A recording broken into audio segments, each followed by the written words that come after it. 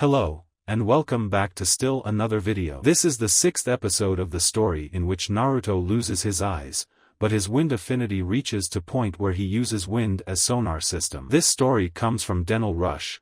Kindly support him or her. Like and subscribe to show your support. Let us begin this show. Hanabi-sama is waiting, Horizon-sama. Naruto nodded weakly and followed the woman, allowing himself to be guided through the vast extension of the Hyuga district. No matter how many times he went to that place, he was amazed by its sheer size and old-fashioned elegance. Atsukone-chan. Naruto, like Shiki, was starting to get acquainted with the names of almost every Hyuga. How come I'm Horizon-sama here and I am Naruto-kun in the hot springs? Because here is here, and there is there. The woman explained calmly as if it were the most obvious thing in the world, not even bothering to look down at him. Naruto could only pout and drag his feet behind the woman. Excuse me for my rudeness, but you look tired, Horizon-sama. The tall woman in her early 30s spoke in a subservient but obviously concerned tone. Naruto, who had been looking at his sandals, lifted his head to see the long mane of ebony hair that gracefully covered her upper back like a most beautiful mantle. Well, there was all that physical exercising in the academy today. He mused. And then taijutsu practice with Ka-chan, but that's not enough to take me down. He hurried to walk by Atsuko's side, his smile and gait showing he still had plenty of energy, indeed. Atsuko did look impressed. Really? Are you sure, Naru Horizon-sama? Yup. Ka-chan says I'm a stamina monster, but I don't know if that's a compliment. He frowned. Enko said it would make me very lucky in a few years. Do you know what she meant by that, Atsukone-chan? Sayaka-chan got really mad at Enko for some reason, though. All Hyuga women, main or branch, were taught to be elegant and composed since their early years. Most of them took the lessons to heart. A few, like Hanabi, forgot everything they learned seconds after the lecture was finished and were eventually deemed to be lost cases. Funny thing is that even the lost cases among the Hyuga are often a notch above the ordinary female when it comes to elegance. A select few, like Himiko, Atsuko, and even Hinata, became exemplars of feminine elegance. In that moment, Hyuga Atsuko had to use everything she had been taught to protect her image of an elegant Hyuga female. It wouldn't do for anyone to see the notoriously crimson blush that threatened to invade her cheeks. Oh my, stamina, you say? Naruto didn't help much. His wide grin and his words were more effective than any jutsu. Yup, stamina. Lots of it. Is that so? Oh, the girls would have so much to chat about that night. Where's Hinata? Naruto corrected himself. He could only use Hina-chan in front of Hayashi, ironic as that might be. He openly used Hana-chan when in the Hyuga hot springs, though. Atsuko silently thanked the gods who encouraged Naruto to change the topic. Hinata-sama returned home from the academy barely in time for dinner, and right after that she secluded herself in one of the meditation rooms, demanding absolute privacy and no interruptions. She works so hard, that girl. Atsuko muttered the last words with obvious concern. Naruto had long ago noticed that Atsuko saw all Hyuga children as hers. What Naruto didn't know was that this was because Atsuko was incapable of having children of her own. This was also the reason she was still single and would remain single until the end of her days. While she does love all Hyuga children, she will be the first to admit she has a soft spot for her elder sister's child, Niji, even if the boy isn't prone to displays of affection. She does, doesn't she? Naruto commented with a knowing grin Atsuko couldn't read.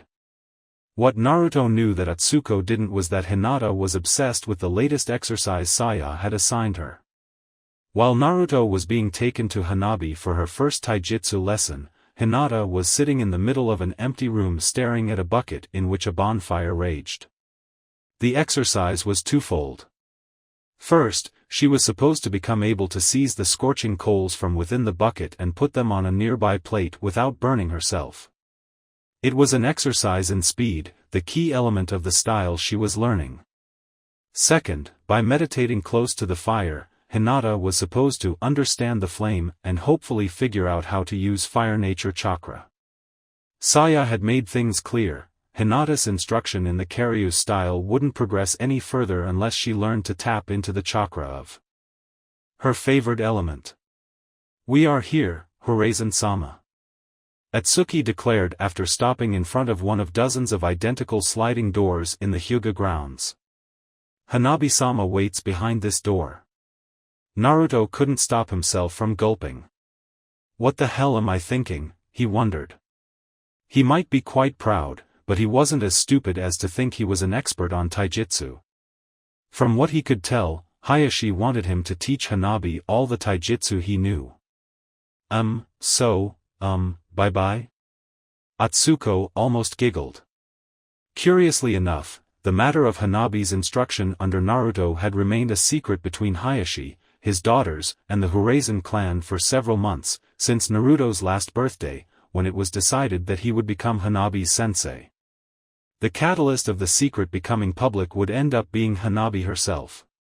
Her education into Hyuga matters not being as advanced as her sisters, and there's also the fact of Hanabi being 3 years old. Hanabi couldn't stop herself from sharing her excitement with a random Hyuga. 1 hour later, every single male and female in the clan knew that Hanabi was so happy because training with Naruto would be so much fun. It should be clear by now that Hyugas are quite the gossipers. 1 hour and 5 minutes later, the entire council of elders was screaming bloody murder in Hayashi's studio. Nobody knows exactly what happened inside that room. The council isn't talking, of course. In any case, they left the office almost half an hour later with looks of poorly concealed frustration, and they never made another reference to Hanabi's education. "Please take care of Hanabi-sama. Farewell, Horazan-sama." Naruto watched Atsuko bow politely, as expected when dealing with a clan heir, before walking away with a brisk yet fluid pace. Only when she disappeared from the range of his senrigan did Naruto turn to face the door. He opened it. Of course, senrigan couldn't give him much information. It was one of many training rooms in the Hyuga grounds. Of course, since the only thing Hyugas train is their juken, their definition of training room is just a large, empty room. Hanabi was there, of course, sitting on the very center of the room, facing him. Unfortunately, senrigan couldn't show him the unbridled emotion that shone in her milky white pupils, and Naruto's perception jutsu wasn't focused enough to detect the way Hanabi's little body shook with excitement and anticipation. Naruto closed the door behind him before addressing Hanabi. "Hey." Hanabi only smiled wider. She was told to stay still until told otherwise. It was a real test of her patience and will. Naruto closed the distance that separated them and dropped to his knees, offering her a weak smile while he tried to deal with his nervousness. So he'd just get Hayashi and an entire clan after him if he screwed up, no big deal. Hana-chan. That was the axe that chopped off the chains. If Naruto could ignore standard Hyuga student-teacher protocol, so could she. Naruto-Ene-chan. Whoa. A second later, Naruto had his back on the floor and a recently turned 4 years old and quite joyful Hyuga girl on top of him. Hanabi's new way to address Naruto wasn't really that new. Naruto actually liked Hanabi's new term of endearment. It was a hell of a lot better than Ruto. However, he had also noticed that Hanabi did shift back to Ruto when she was mad at him for whatever reason, usually because he didn't do whatever she wanted him to do or because she didn't have his undivided attention. Something else Naruto had noticed was that Hanabi loved both hugging and being hugged. It was an obvious consequence of living in a family where physical contact and open displays of affection are the exception rather than the rule. What everyone but Naruto had noticed, everyone being Hinata, Naruto's adoptive parents and the ladies who are regulars at Ladies' Day on the Hyuga Hot Springs, was that what Hanabi truly loved was hugging Naruto and being hugged by Naruto. It is understandable. After all, Naruto is the only one who doesn't hold back in his interactions with the girl. As for Naruto, he felt like a huge weight was being cast out of his shoulders. So he was training with Hana-chan. It's not like Hayashi expects him to turn his daughter into a mean war machine in a day or something. Besides, knowing his luck, Hanabi would turn out a taijutsu genius that would surpass him faster than he could. Say, Hakusho. He still wasn't sure of whether that was a good thing or a bad thing. While he liked Yokoziryu and had every intention of being a decent close combat fighter, he had already come to terms with the fact that his true vocation was wind manipulation. Not seals. Seals were an accursed obsession he would never get rid of. If there was anything Naruto truly liked, it was a challenge, and he couldn't think of anything more challenging than cracking the many layers and details of Fuinjutsu. Hadn't he said it before? He'd have a blast teaching Hanabi. Nah, Hana-chan. Merely inches above his face, Hanabi's own brimmed with enthusiasm. A trademark Naruto grin adorned her lovely infantile features. At such a close distance Naruto could actually tell Hanabi's quite notorious facial expressions, which prompted him to return the smile with one of his own. Ready to have some fun and learn how to kick ass? Making a mental note to ask her sister what an ass is, and why should she learn how to kick it, Hanabi answered Naruto's question based on the part she could actually understand. Yup. Writing had become a ritual.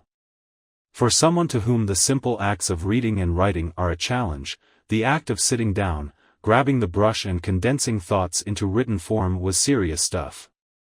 Naruto just wanted to write his thoughts. By writing them, he would ensure he never forgot them. After a month, he had only gone through 4 formal lectures, but he had read more about Fuinjutsu than most shinobi read in their lifetimes. The art of sealing was, by far, the most ridiculously complicated thing he had ever seen. He could barely make anything of the crazy concepts Shiki was trying to drill in his head. His sensei had even admitted that it was quite early for Naruto to start studying such a difficult art. However, Shiki didn't seem to have any intention to interrupt his Fuinjutsu education and Naruto had no intention to relent. He'd just have to put a little bit more effort, that's all. If he knew what IQ was, Naruto would have wished he had a few more points. What Naruto didn't know was that most seal specialists didn't bother to study the theory behind Fuinjutsu.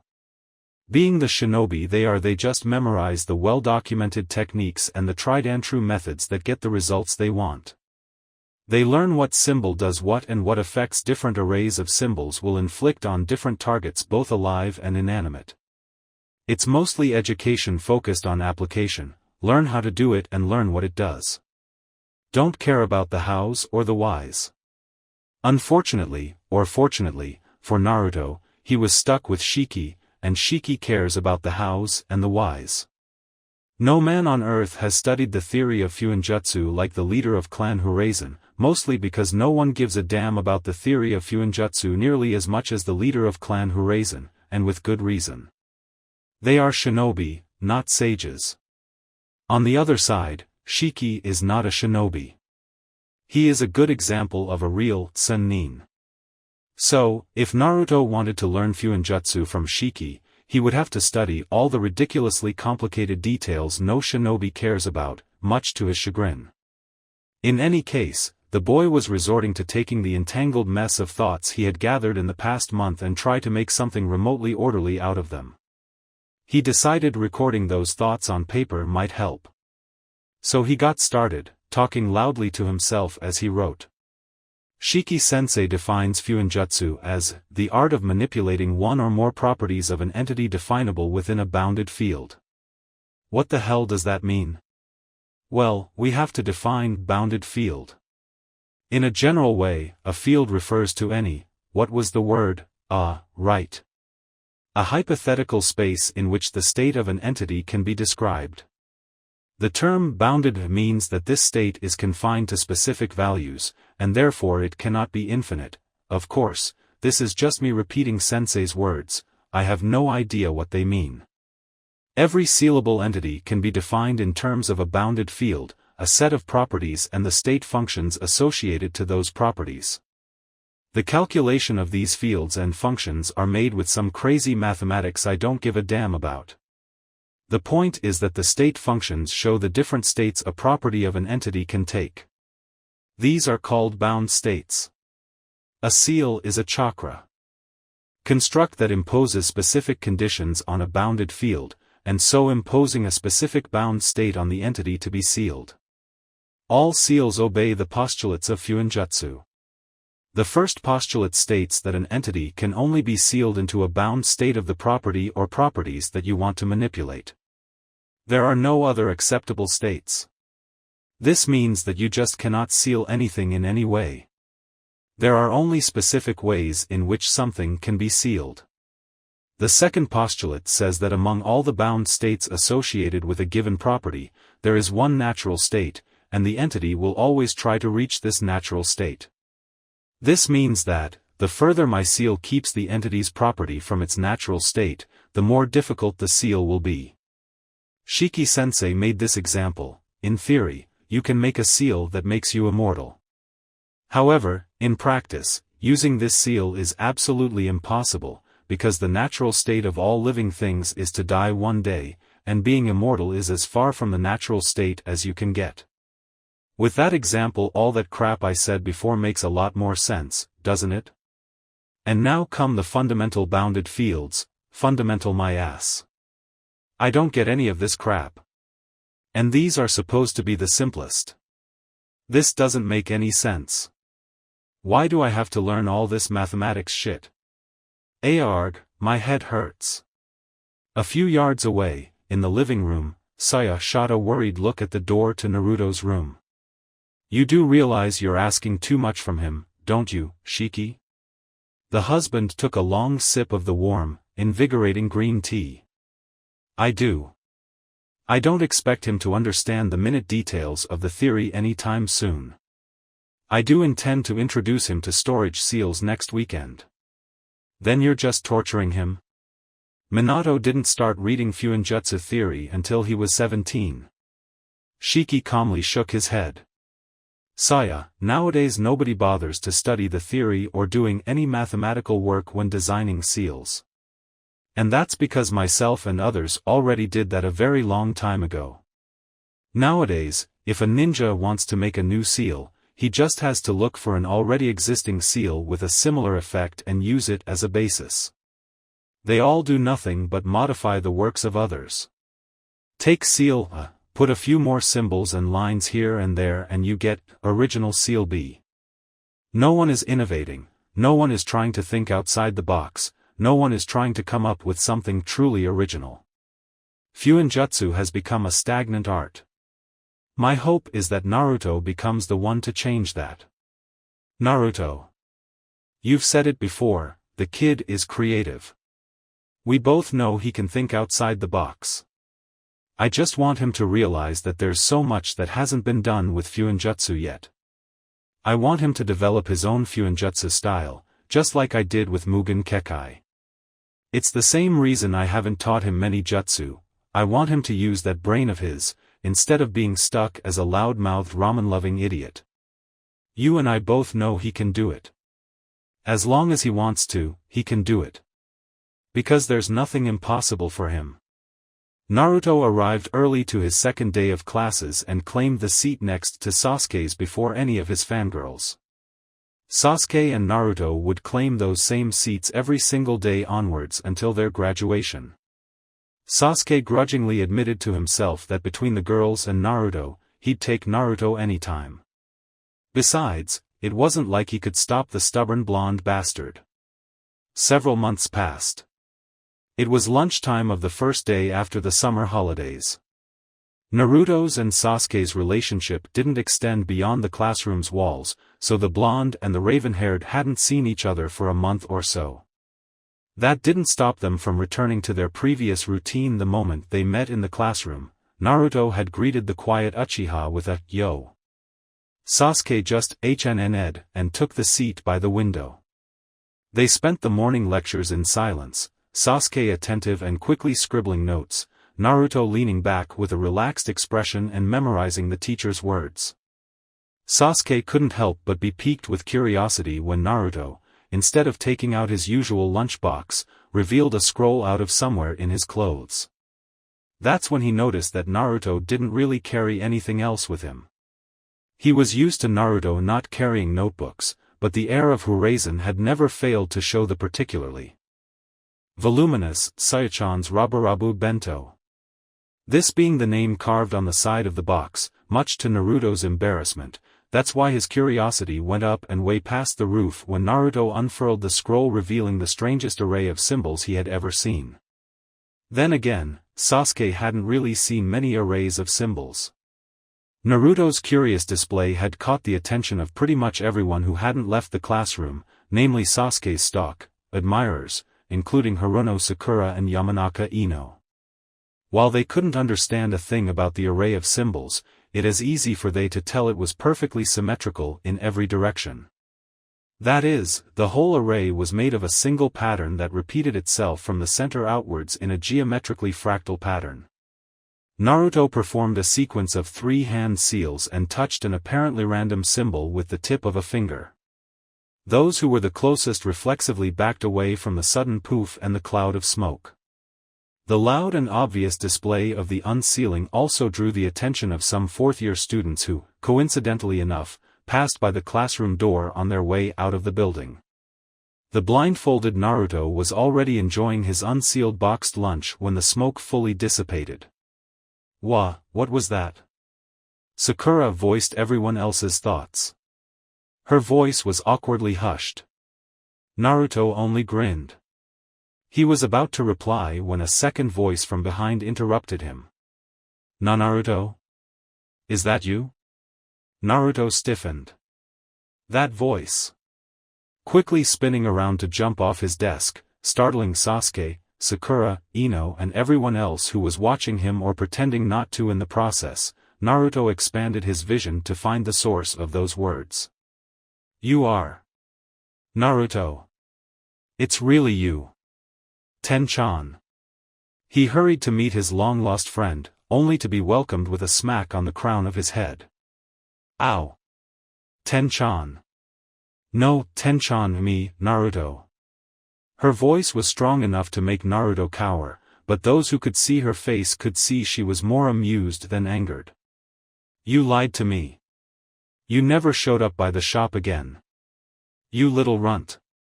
You bad friend. Hinata, who had known Naruto long enough to learn how to read his body language, a little, was the only one who noticed the way Naruto was stunned by Tenten's words, if only for just an instant. He quickly recovered and went for a half-assed grin and a hand on the back of his head, but that didn't stop Hinata from shooting a cold stare at the newcomer. Naruto had the decency to look apologetic. At least, as apologetic as a blindfolded person can look. I've been doing a lot of training, Ten-chan, and I don't really know where your place is, so. You could have asked Sayasama. Tenten unknowingly used her best pouting voice. Naruto actually winced. Right, I'm sorry. Twack. Another smack. Ow. Tenten grinned. Even if her looks weren't really tomboyish, everyone who was watching could just get that feel from her. Maybe it was because of her smile, which lacked the distinct flair of a young girl's smile, being replaced with a sort of masculine mischievousness.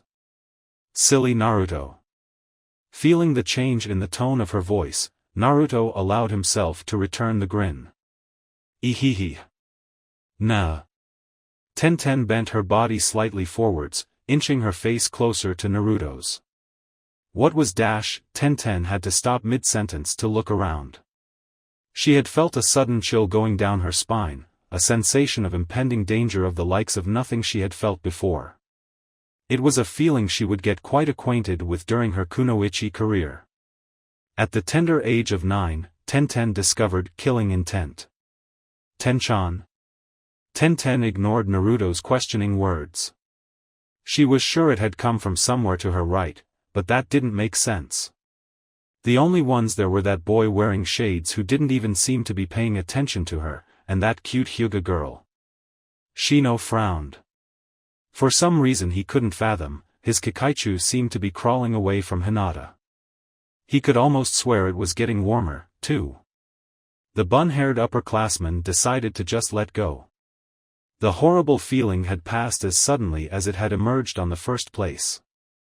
"Ah, Naruto, what was that you did just now?" Naruto responded with his megawatt grin. "Center of attention, all right." He. "Thanks for asking, Ten-chan." Ten followed the blonde back to his seat, ignoring the looks she was getting and wondering if she looked at her upperclassmen the same way. She also ignored the way the penetrating look the Uchiha was giving her. A few years later she might have thought he was stripping her naked with his eyes. "My family's specialty is seals, just like the bastard's is fire techniques." "The bastard?" Sasuke raised a hand with an expression of obvious disgust. "That would be me." "Oh. Yeah. Uchiha bastard, this is Ten-chan. You'll never be nearly as cool as her."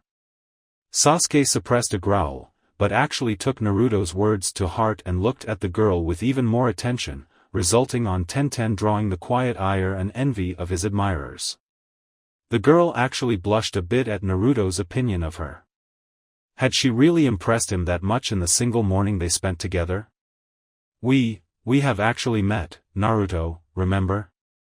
Naruto blinked under his bandana. Oh, right. Naruto turned to Sasuke with an angry look. "That's when you said you didn't like ramen, team." Sasuke nodded and smirked. He remembered that too. He would never admit it, but it was one of his fondest memories. "I still don't. I swear, there is something terribly wrong with you." Naruto stood up again, his lunch long forgotten, and put his right fist on his chest. "In the name of the world's ramen lovers, I swear I will fix you, Sasuke. In the name of all that is good and holy, please don't." But. Naruto tried a supplicant expression, but it was hard to tell, given his condition. "Sasuke." He whined. "It's ramen." "So?" "Ugh, ah." Naruto withdrew a familiar-looking stick from his Pocky holster. "At least you have to like Pocky."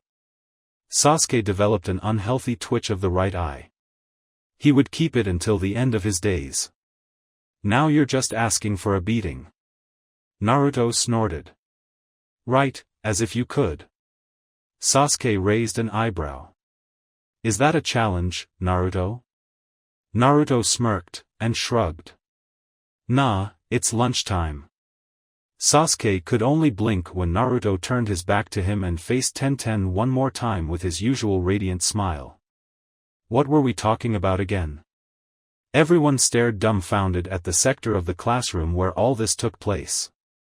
That was the longest conversation Uchiha Sasuke had participated in since, well, ever. And he had actually shown initiative to join the conversation. The girls in the classroom began muttering amongst themselves.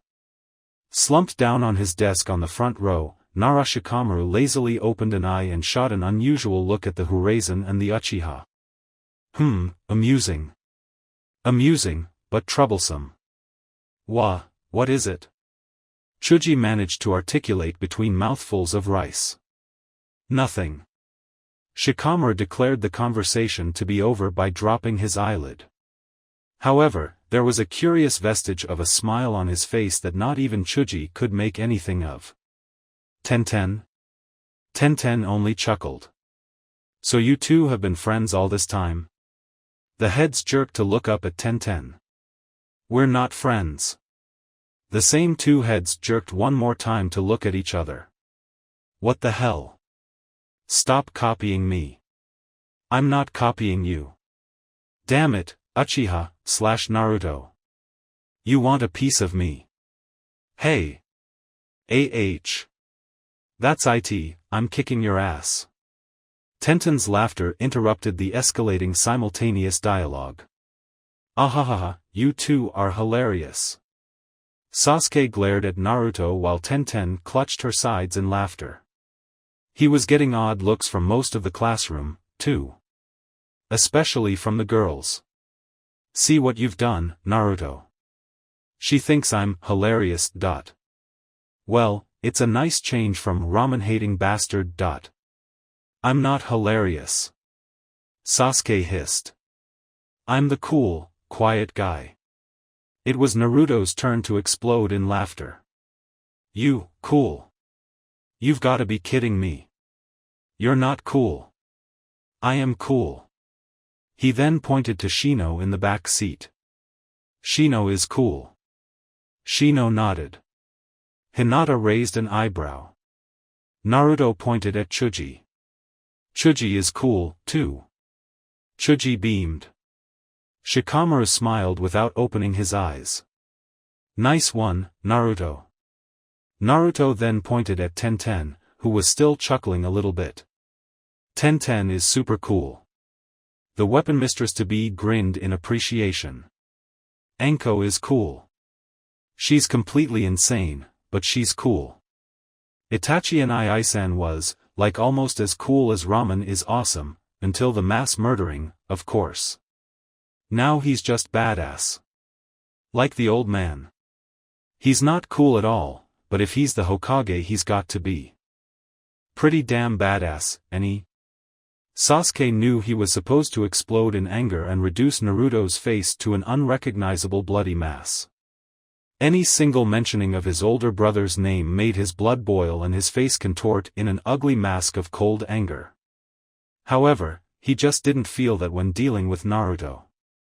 Maybe Naruto just saw him and Itachi from a completely different perspective, or maybe there was just something about Naruto that made Sasuke not hate him much. He still wanted to kick Naruto's ass for being so damn annoying, though. You're not cool. You're just an Uchiha pretty boy. You're so dead.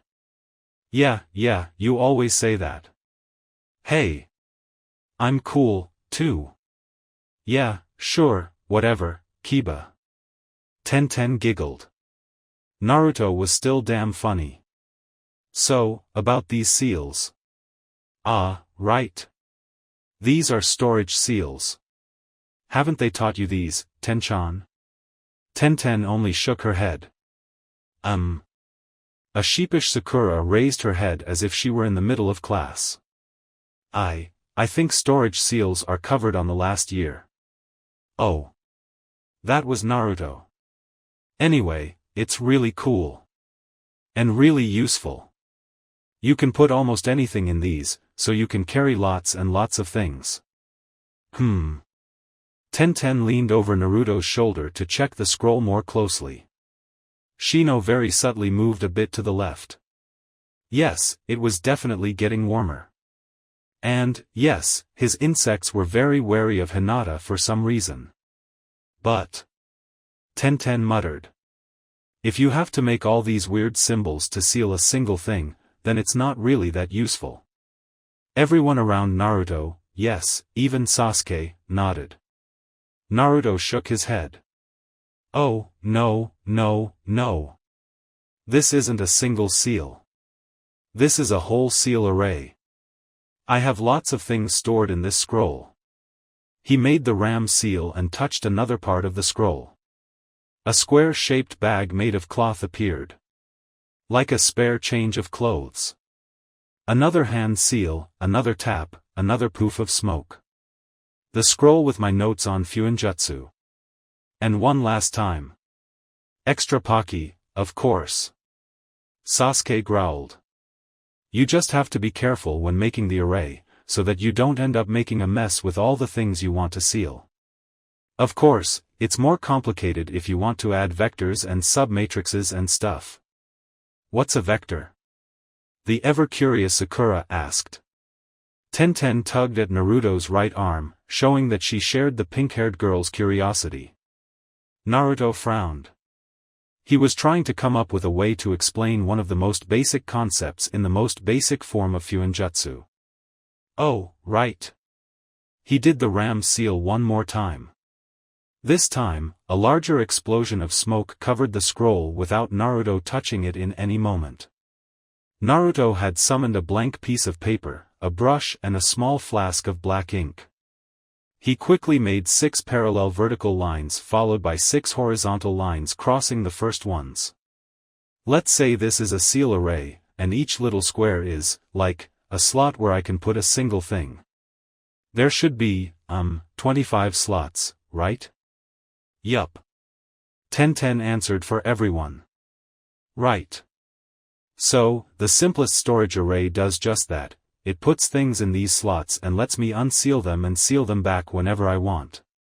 The thing is, I have to seal and unseal things one at a time. So, if I wanted to, empty the whole thing, it would take a long time, right? Right. Naruto nodded and smiled.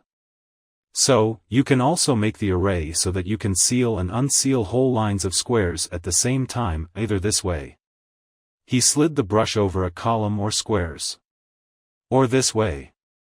He did the same motion over a row. These are vectors. The whole array is also called a matrix. So, a submatrix is a smaller matrix inside the big one. How big is the array in your scroll?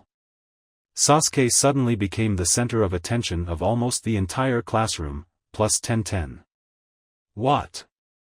Naruto chuckled. Mine's a 6 by 6 array with full vector configuration as well as 1 by 3, 3 by 1 and 3 by 3 options. Even if he was without sight, he knew his classmates, plus Tenten, wouldn't get a word of what he had just said, so he quickly explained himself. It's a 6 by 6, so I can store up to 36 things.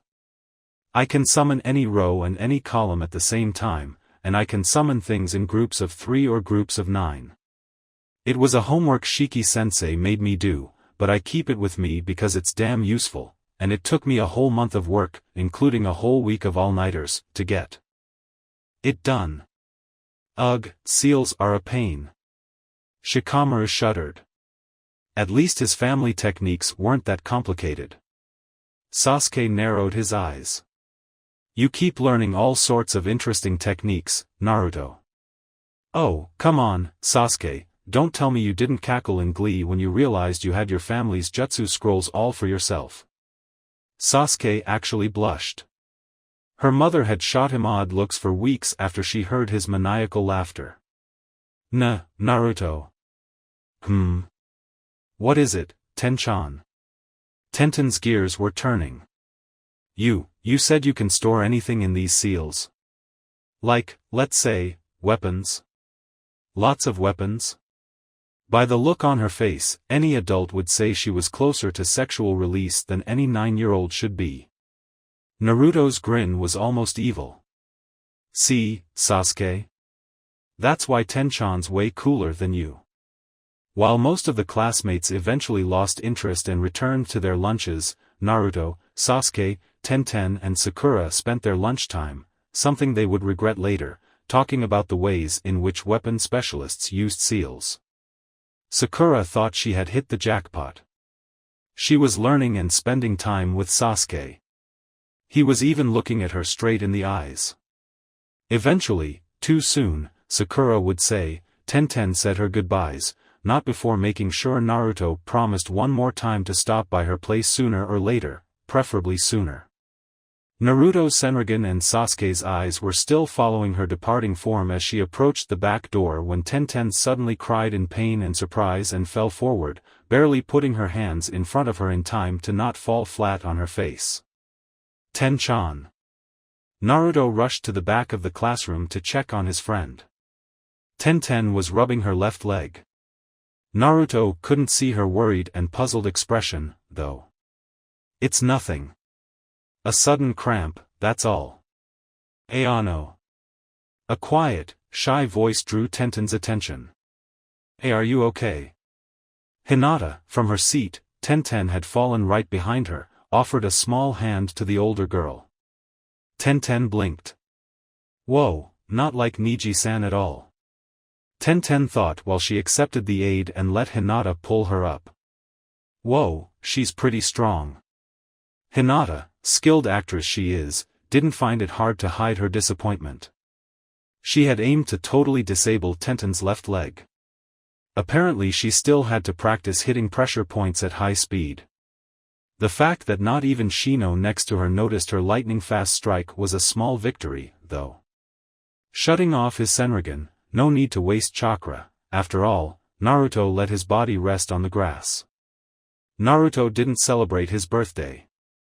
That's not to say he spent his birthdays like he spent any ordinary day. The 10th day of Kanazuki is one of Konoha's holidays, after all. That means no lectures at the academy. He knew he had many reasons to be happy on his 9th birthday. 2 years before, his life changed forever. However, he couldn't help but fall prey to a bitter melancholy. Last year he had been too excited with his academy registration and his official adoption as a member of the Urazen clan to think about, well, anything else. Unfortunately, it was different that year. For some reason, he blamed an evil god whose sole purpose in life is making him miserable. He couldn't stop his mind from reviewing the looks, the voices, the insults, the contempt, the shunning, the disgust, the bullies and the occasional thrown object. The looks had faded into a blurry, indistinguishable form, and the voices had been reduced to a generic male voice and a general female one. However, they still bothered him, and he didn't know why. He had no need to worry about ugly looks anymore thanks to his lack of sight. His overall situation had improved since that fateful day 2 years before, and especially since he officially became the heir of Urazen. However, there were still those who didn't care about the fact he had been adopted by a clan of nobodies. While it was obvious to him that Shiki-sensei and Sayaka-chan had some sort of reputation among shinobi, it was just as obvious they were utterly unknown by the common public. While civilians treat all members of great clans with the utmost respect, Shiki and Saya were just ordinary people to them. Even worse, they now were the adoptive parents of the demon brat. Therefore, the cold, contemptuous attitude Konoha had used on Naruto had now spread to his small family, too. While Shiki rarely visited places other than the Hokage Tower, Saya spent a lot more time with Naruto, and she, too, had become the object of looks of scorn and disgust. Naruto couldn't see this, but he could feel it. He could also hear the things they uttered when she walked by his side. Sometimes he felt like just letting loose and kick their asses. Somehow, whenever such thoughts reached his mind, Saya noticed and squeezed his shoulder. He once asked her about that, wondering if she had some sort of badass mind-reading power. Saya simply smiled gently and said, "A mother knows." He didn't really understand, but her words made him love her even more. Nevertheless, in the end, the situation hadn't changed much. Only now he had a reason to persevere and not let the words of other people get to him. He had a family. Then why did it bother him so much? There were probably several reasons. The most immediate would be Sakura. While they were never the best of friends, they had had a good relationship ever since he joined the academy. She would gladly help him whenever he had questions about the lectures, pity for his blindness, eagerness to show off her book smarts. Naruto didn't give a damn. He would help as mediator so that she could have a decent conversation with Sasuke, and, since they shared a common friend in Ino, and the three of them shared a love for flowers and plants in general, they generally had a good time together. So, when one day Sakura started acting distant towards him, to the point of actively avoiding him, he got worried. The only explanation he got from her consisted of 9 painful words. "My parents won't let me talk to you anymore." Obviously, Sakura had made the terrible mistake of mentioning Naruto to her family. Naruto didn't care anymore. He had gotten used to being hated. But something still bothered him. Why? No one would give him a reason. His adoptive parents, Old Man Hokage, Anko, the nice Hyuga ladies, and that pissed him off. This is the reason he didn't celebrate his birthday. This and the fact that every person he would have liked to invite to a celebration of any sort would be busy attending the Golden Festival. Stupid Kyubi, had to die the day I was born. A certain nine-tailed kitsune was quite amused by this comment. He had departed from the house after dinner and cake, claiming that he wanted to take a walk. His parents didn't say anything, and he was thankful for that. While day and night no longer made any difference to him, Senrigan works the same no matter the time of day. He had a good idea of what time it was. He could even hear the sounds of celebration coming from the village as a hushed humming. It was a shame he wouldn't get to see the fireworks. Mikoto and Sasuke had surprised the whole village by announcing there would be fireworks that year. He was sure the bastard was looking forward to showing off his katan skills in front of the entire population of Konoha. If just for that, Naruto knew the show would be quite interesting. He was about to release a long, bored sigh, until he caught the sound of footsteps. "Who's there?" Naruto shouted in alarm. He rolled to get on one knee and quickly made the seals for Senrigan, while mentally kicking himself for canceling it on the first place. It was simple mental reaction. He had little reason to assume the newcomer was in any way a threat, or any person other than Shiki or Saya, but he had been thinking some rather depressing thoughts just before. The footsteps ceased. "Naruto and Ai-chan." Naruto felt awfully cold for some reason, to the point that he interrupted his hand seal sequence. Something in her voice. "Hana-chan." Hanabi gasped and ran over to familiar arms. "Naruto and Ai-chan." Naruto stayed still, speechless, while the inconsolable girl cried on his chest. Such was the extent of his disconcert. "Hana-chan, how, why, what?" "Naruto and Ai-chan, I was scared. I called your name, but I couldn't find you." This was her answer before she buried her face back on his chest for a second round of wailing. Naruto was surprised, confused, and more than a little scared. It was a kaleidoscope of emotions that bothered him greatly. If just for that, Naruto swore he wouldn't allow anything to make Hanabi cry. Not again. Taking advantage of her stillness, he wrapped his arms around her small body and joined hands to redo his seals. Futon. Fujin Senrigan no Jutsu. "Hana-chan, why are you here?" "'Cause it's your birthday." Hanabi cried, looking up at the mildly glowing orbs that replaced Naruto's eyes. "I wanted to." She hiccuped. Naruto blinked. He quickly reconstructed the events with the little tidbit of information he had just received. Hanabi wanted to see him on his birthday, as she is too young to go to the festival with Hayashi and Hinata, so she somehow evaded her guard, which was probably a bit lax due to the holiday, and went through the back gate to the Urazen clan grounds. Of course, in such a big forest at night and with no idea where to go, she quickly got lost.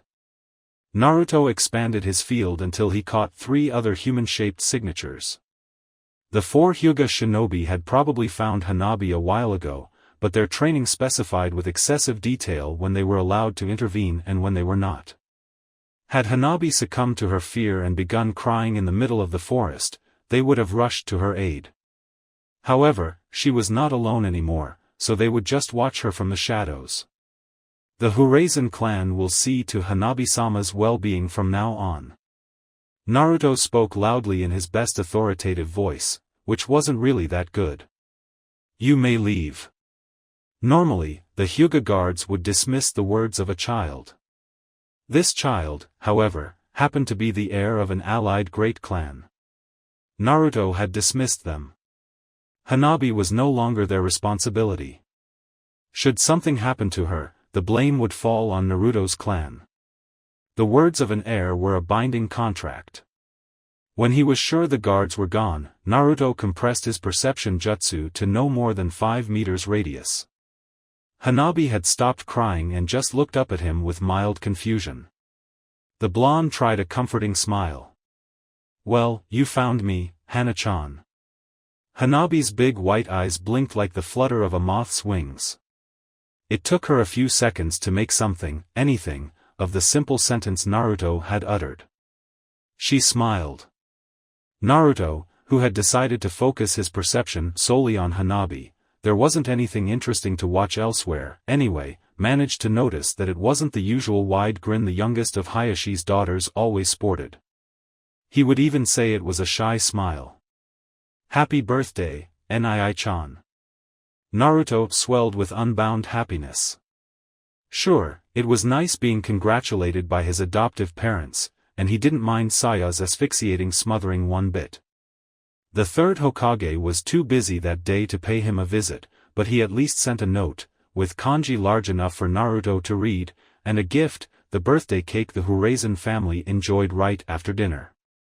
He also got a note signed by Hayashi and Hinata, as well as a present from the Hyuga heiress. He was surprised Hinata had figured out the recipe for the elixir of forceful rest, a fancy name for a sleeping concoction that grants the benefit of a full 8 hours of sleep in half the time.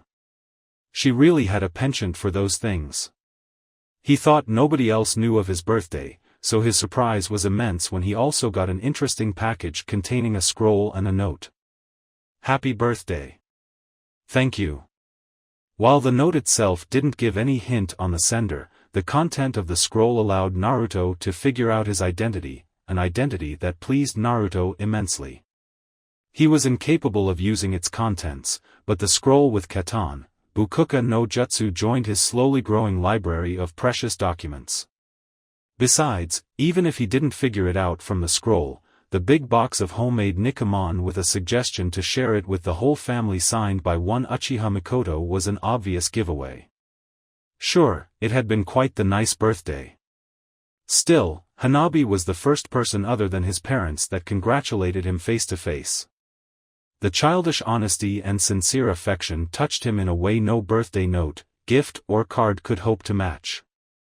Any traces of his earlier depression were utterly obliterated. How could he possibly be depressed when he had an angel like Hyuga Hanabi? "Hana-chan, thank you." Hanabi's grin widened a bit, still not nearly as wide as her usual grins, and she lifted her body to plant a peck on his right cheek. That was from Suki-san. Hyuga Suki, 21 years old. When Hanabi, being the loose mouth she is, made a comment on Naruto's approaching birthday to one of her attendants, there was a commotion within the female ranks of the Hyuga. What could they do for the child on his birthday, without the council of elders, or the rest of Konoha, noticing? The answer was simple. Naruto spent the most time with Hanabi, so Hanabi would give Naruto a kiss for each and every single one of them. The little, innocent girl couldn't figure out how kisses could a birthday present make, but she had been assured Naruto would like it, so she went along with it. They had also said she might come to like it too, but, after the first kiss, she couldn't make anything of it. Hanabi kissed the exact same spot on Naruto's right cheek. "Ah." From Chitose-san. Hyuga Chitose, 33 years old. And again. From Mikami-san. Hyuga Mikami, 28 years. Before Naruto could open his mouth to say anything, his lips were locked by Hanabi's for 2 astoundingly soft, mildly sweet and slightly moist seconds. Hanabi paid no heed to the dumbfounded Naruto. After all, it was kind of difficult to tell he was dumbfounded, not having eyes and all that. That was from Mayumi-chan. "She told me to kiss you on the lips." Hanabi shrugged. "I don't really get the difference." She explained. "I think it's weird, but I've seen other people doing it." Naruto, having been brought back to earth by Hanabi's words, actually put some thought into that. "Now that you say it, I do remember having seen adults do the whole kiss on the mouth thing." "Yeah, I mean, what's the difference?" Without any prior warning, Hanabi kissed him again, this time for a full 4 seconds. "You feel any difference, Nii-chan?" Naruto frowned and concentrated, as if he were working on one of Shiki's assignments. "Well, I was surprised, but that's because you kissed me all suddenly and that, but, I think, could you hmhmhm?" Hanabi kissed him again. "Hana-chan. Tell me before you do that again." "I'm gonna do it again." Hanabi immediately declared. After the fourth kiss, while Naruto struggled with a sudden lack of oxygen, a heart that beat faster for some reason and a ticklish feeling he couldn't quite decipher, Hanabi frowned in the standard Naruto-ish way. She's absorbing more and more traits from her sensei, it seems, resting her left elbow on her right hand and her head on the left hand. It was an interesting posture, considering that she was sitting on Naruto's lap on the first place. It's kinda ticklish? Naruto blinked and smiled a bit. Oh, you get that too? Weird, we should ask Sayaka-chan or something. Oh, anyway. Hanabi switched to the left cheek this time. That one's from Atsun-san. Hana-chan. Hanabi just grinned. For some reason, the ticklish feeling appeared after that kiss, too, or maybe it had been there the whole time, she just hadn't noticed it. It wasn't an unpleasant feeling, so there. In fact, while she didn't like tickles, a consequence of being extremely ticklish and everyone else taking advantage of that, this particular ticklish feeling was mild and nice. She was starting to enjoy this kissing game.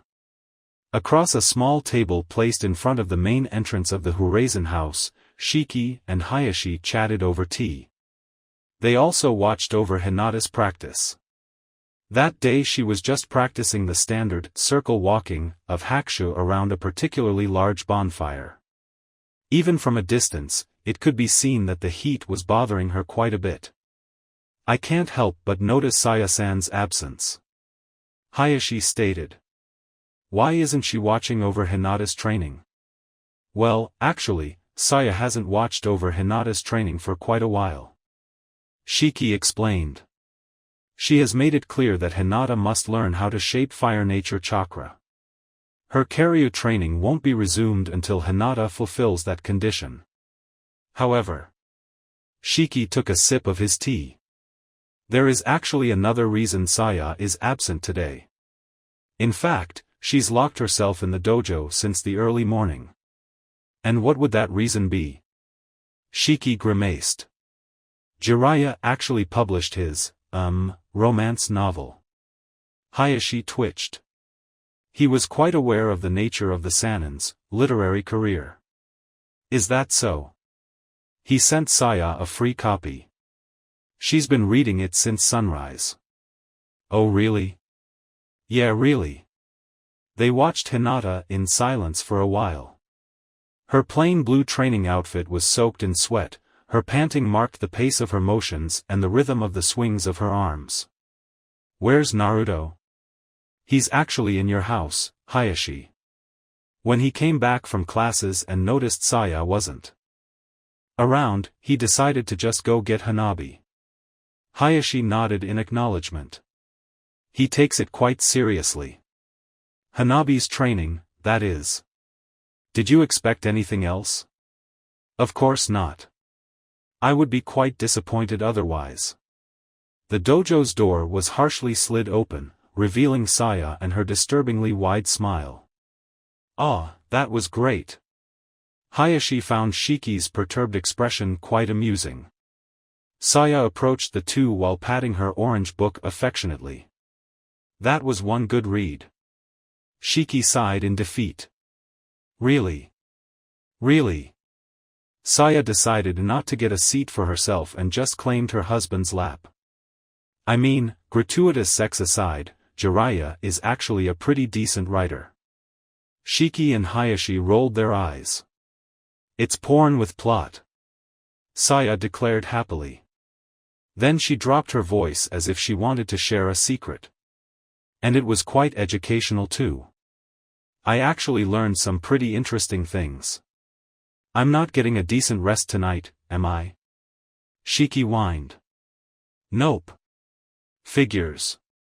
Hayashi chuckled and looked back at his daughter, only for his expression to fade into a frown.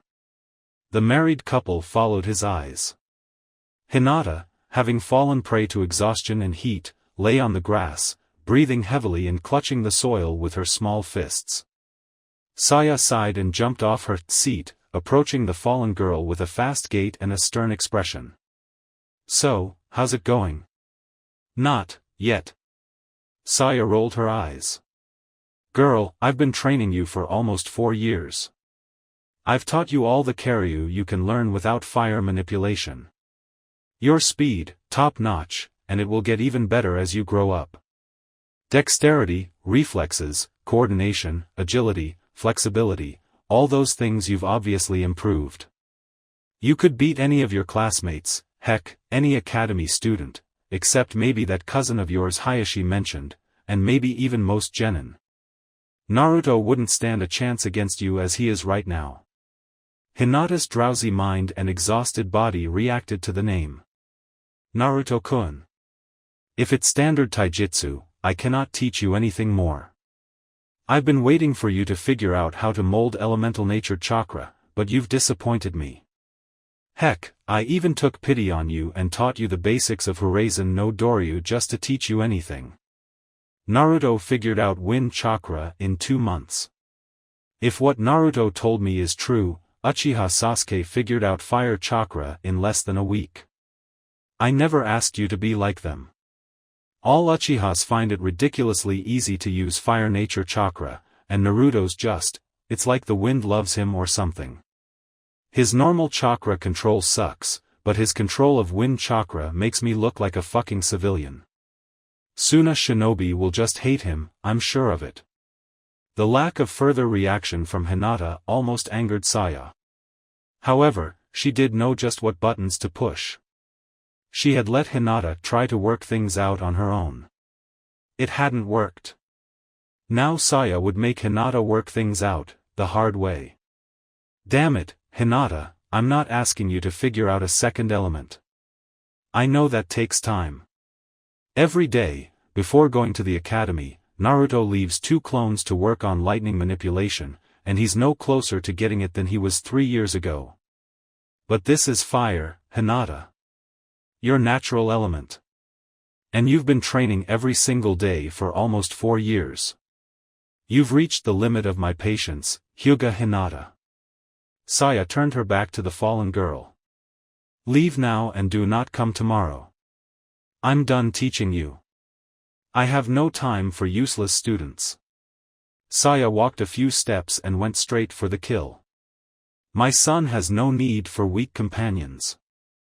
Hinata's body stiffened. She could hear Saya's steps as she walked away. Dismissing her. Discarding her. Just like everyone else. Everyone but Naruto-kun. No. Saya stopped. Excuse me? I want to be strong, I want Oda-sama to be proud of me. I don't want to be sad all the time. No. Hinata hissed as she struggled to get up, channeling chakra to her arms and legs for a little extra push. You and I, we want the same things, Hina-chan. You will train me, Saya-sensei. Loose bangs of bluish-black hair covered Hinata's pale eyes. Her clothes were a mess and her skin was stained with dirt mixed with sweat. Really? Saya sighed in obvious boredom. I promised, I swore, I would become strong. I'll protect Naruto-kun. I must become strong. I will become strong. Hinata screamed desperately as she rushed toward Saya. The taijutsu goddess rolled her eyes. With a chakra-aided burst of speed, Hinata struck with her fingers of her right hand, a juken strike. Saya effortlessly leaned to her left to dodge it.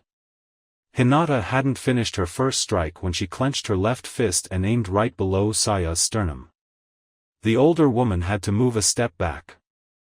Hinata stopped her punch halfway and turned it into an elbow thrust, and Saya corrected her evasive maneuver by leaning a bit to the right, but Hinata immediately followed up by quickly raising her forearm in an attempt to hit Saya with her left fist's knuckles.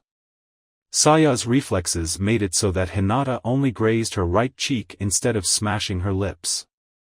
Hinata turned clockwise to strike at Saya's right ankle with her right heel, but Saya was more preoccupied about Hinata's right hand and the juken strike aimed at her liver.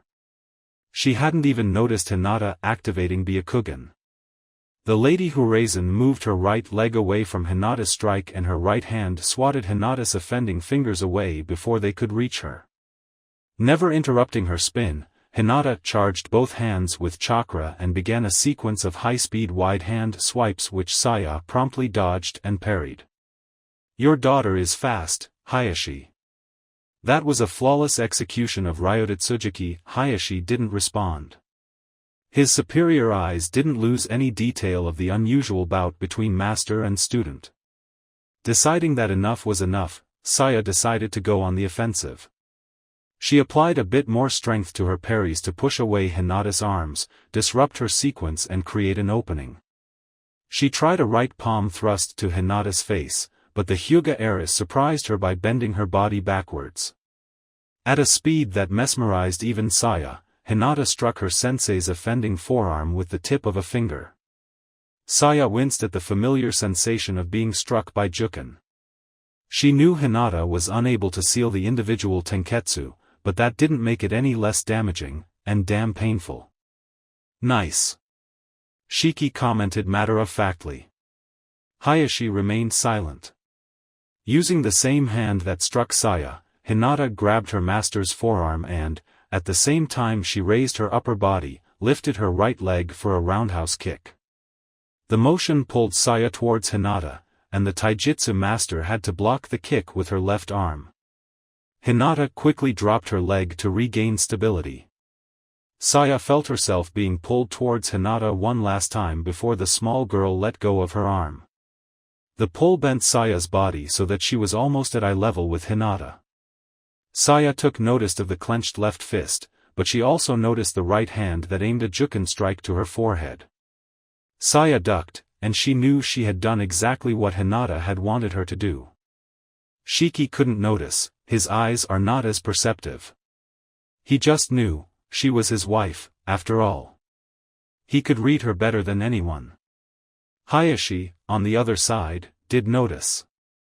In the instant before Hinata unleashed her attack, Saya switched to Goddess of Taijutsu mode. Kanguken. Hayashi, decades of Hyuga instruction aside, couldn't hide his surprise. Was it his age catching up to him, or his little daughter's fist had created a shockwave? Hinata's frenzy was somehow abetted with the release of the powerful diamond fist, the precursor to Tsunade's legendary super-strength technique. She was a bit confused. She had expected to hit Saya's chest and send her flying a few dozen yards, but her mighty fist only hit air. Where was Saya anyway? Hayashi had barely been able to notice Saya's sudden hyperspeed movement, ducking Hinata's fist and slithering behind his daughter. Hinata didn't have a chance. Even with Byakugan, her reaction speed still wasn't good enough. Kaya! Hinata cried when she felt her feet being swept away. The next thing she saw was Saya's left heel being dropped on her chest with the force of a sledgehammer. Shiki winced and Hayashi frowned after Hinata's cry of pain reached their ears. Even with her sight obscured by her tears, Hinata could see Saya looking down at her fallen form. That was pointless. "You just pissed me off, Hinata. Now get lost."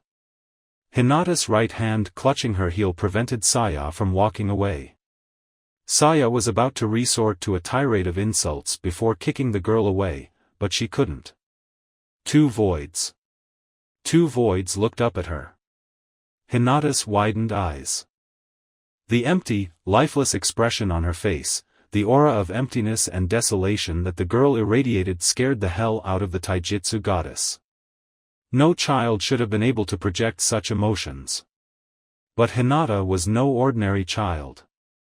She was a girl drowning in the sea of her fears and insecurities. Let's become strong. Together. Naruto's smile, encouraging her. Naruto-kun. My son has no need for weak companions.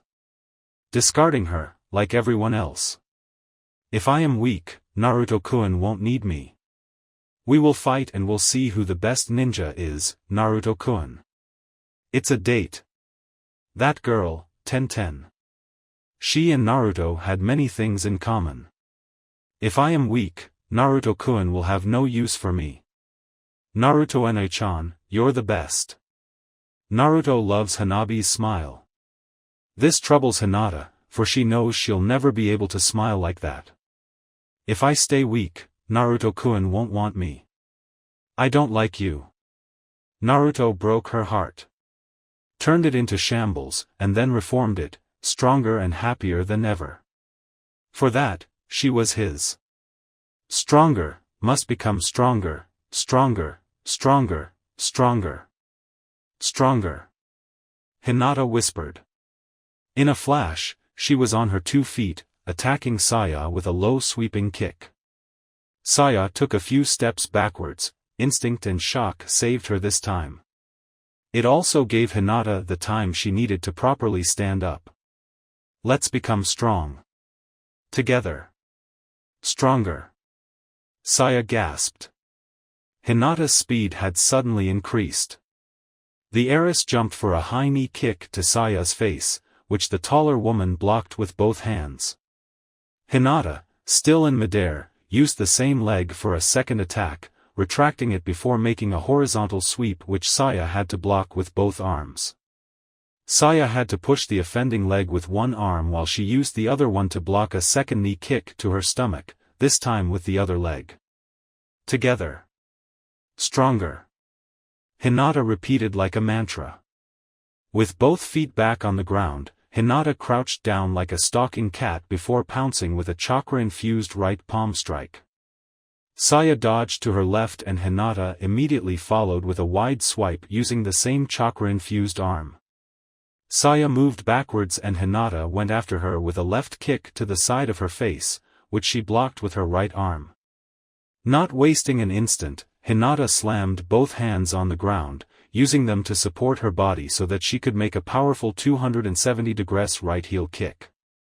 Saya ducked, and she felt the pull of the vacuum created by the chakra expelled by Hinata's foot.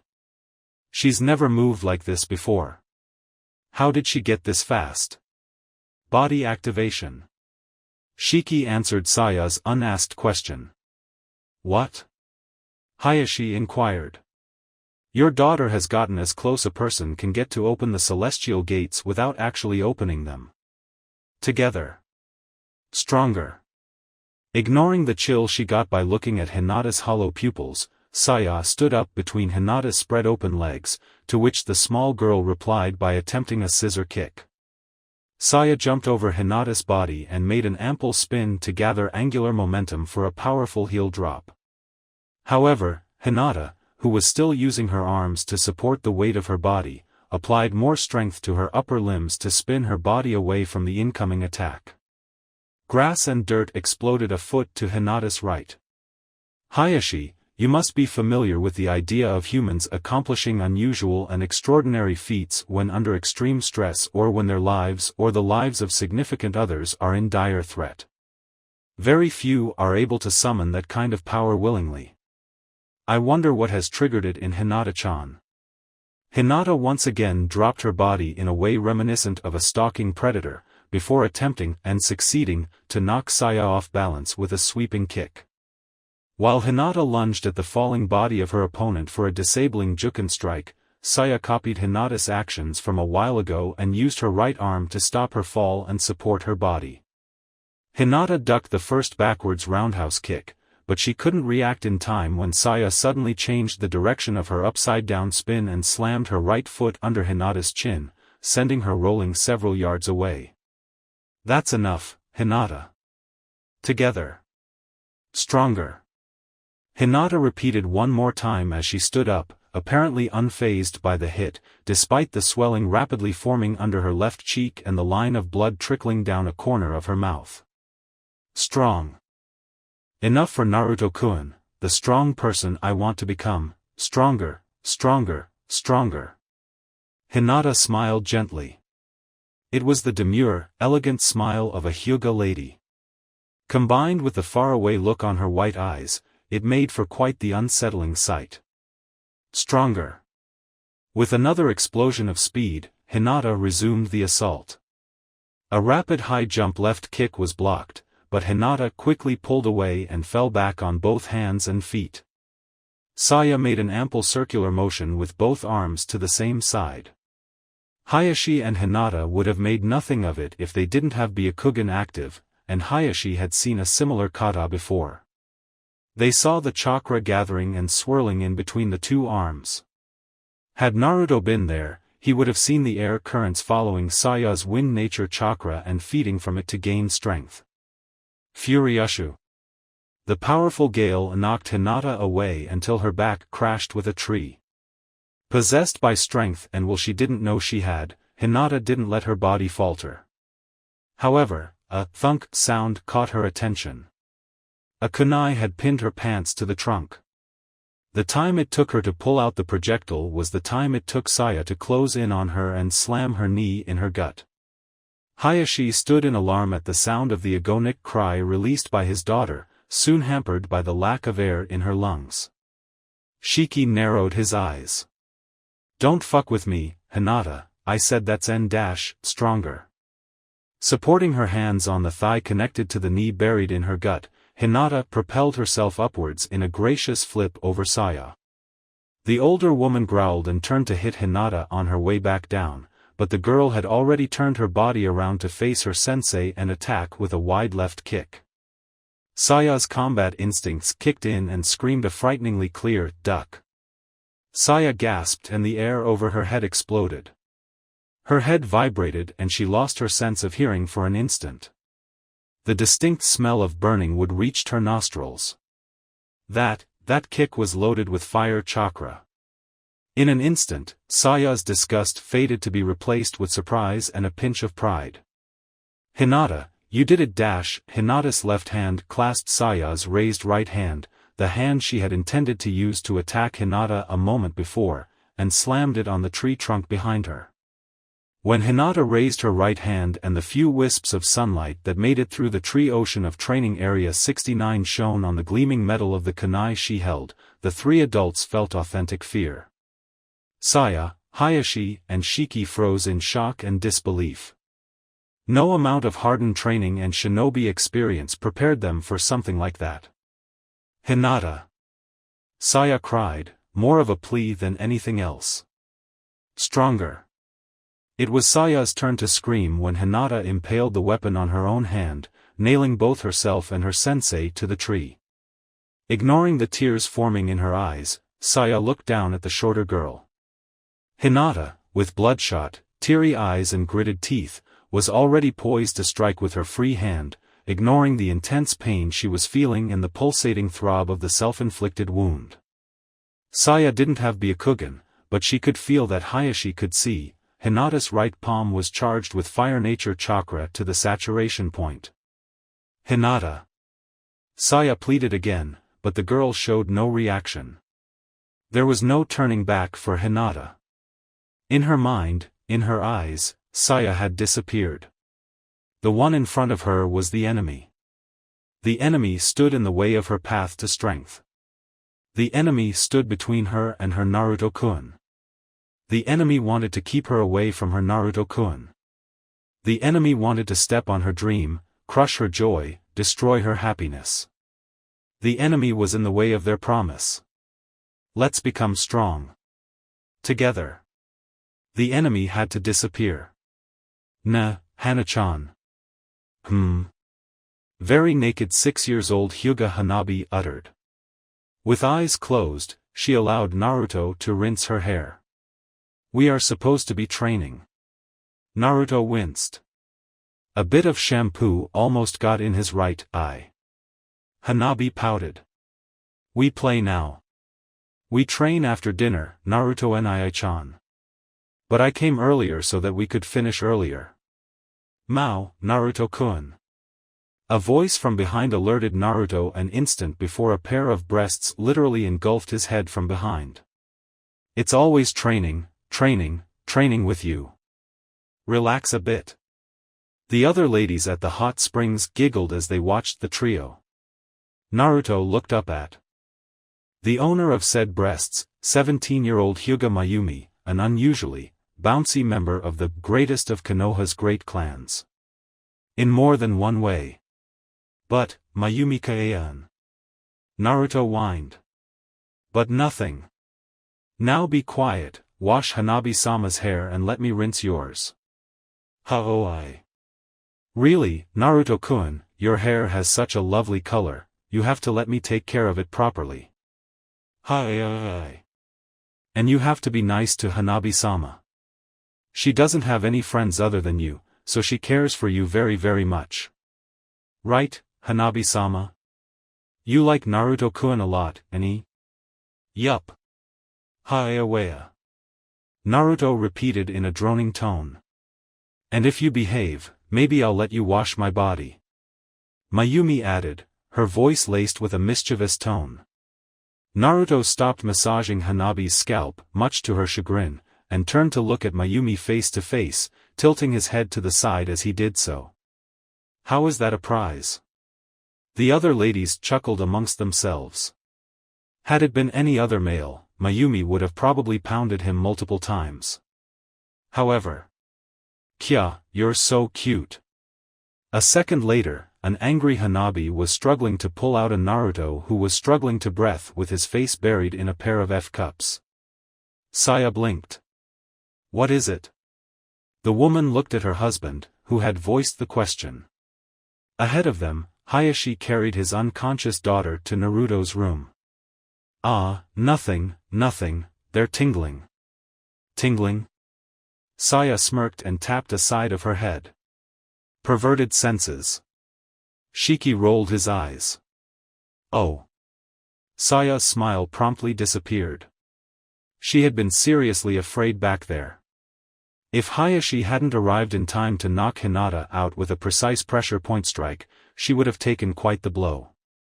It would have been severely threatening, if not outright lethal. The three adults shared the same question in their minds.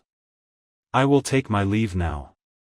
Hayashi declared after gently placing his daughter on the bed Naruto normally sleeps in. She should wake up soon. I'll leave my guard around, they will escort her back home. Shiki followed Hayashi to the entrance, leaving Saya alone with her student. Hayashi. The clan leader stopped and turned to face the young-looking man under the doorframe. What are you thinking? If there was something Shiki admired about Hayashi, it was the way he had honed the art of concealing his emotions to utmost perfection. I'm thinking, I might not know my daughter as well as I originally thought. Those were his departing words. Shiki chose not to go back to the room. He guessed Saya could use some alone time with her student. And maybe he would be able to work on that theory for sealing magnetic fields that seemed to elude him. At about the same time, Hinata woke up with a moan. The first thing she thought as she lifted her body to a sitting position was that if she was going to have to deal with that killer headache, she'd rather stay asleep. Hinata. The girl skipped a beat. As soon as she heard the voice and realized she had just woken up from unconsciousness, she remembered everything. Saya is no kunoichi. She has no training on reading other people's faces.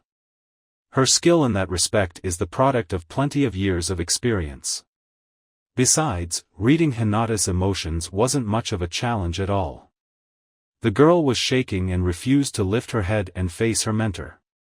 You really scared me back there.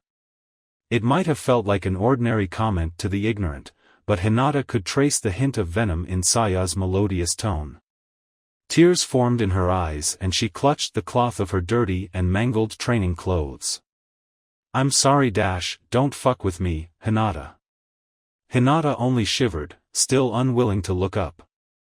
Saya hastily closed the door, ensuring the female's privacy.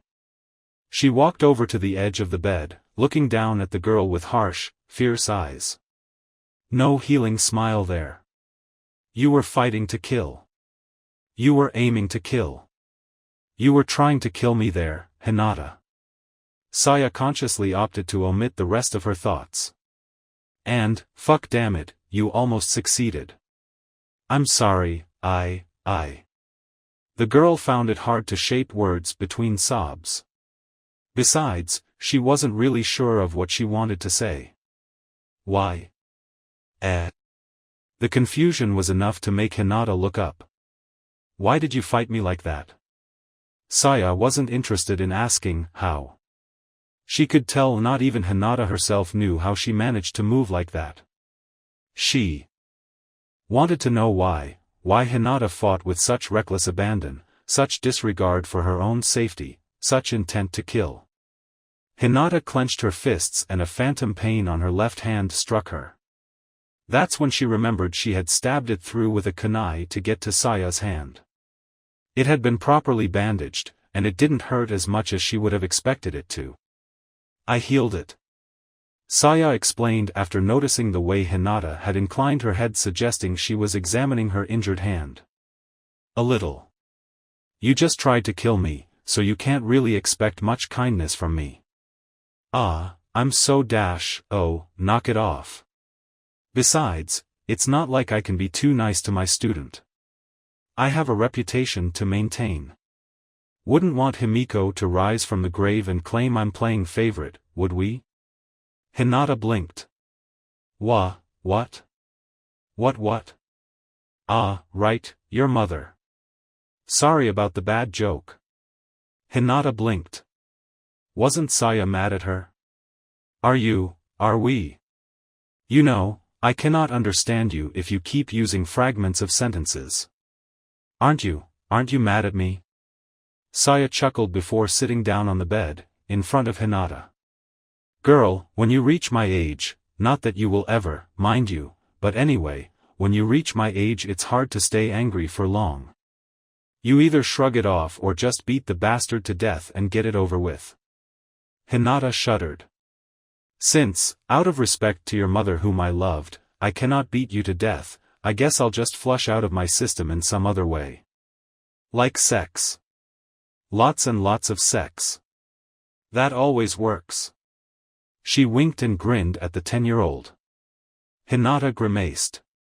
For a second there she had actually believed her sensei was going to engage in a deep, serious conversation with her.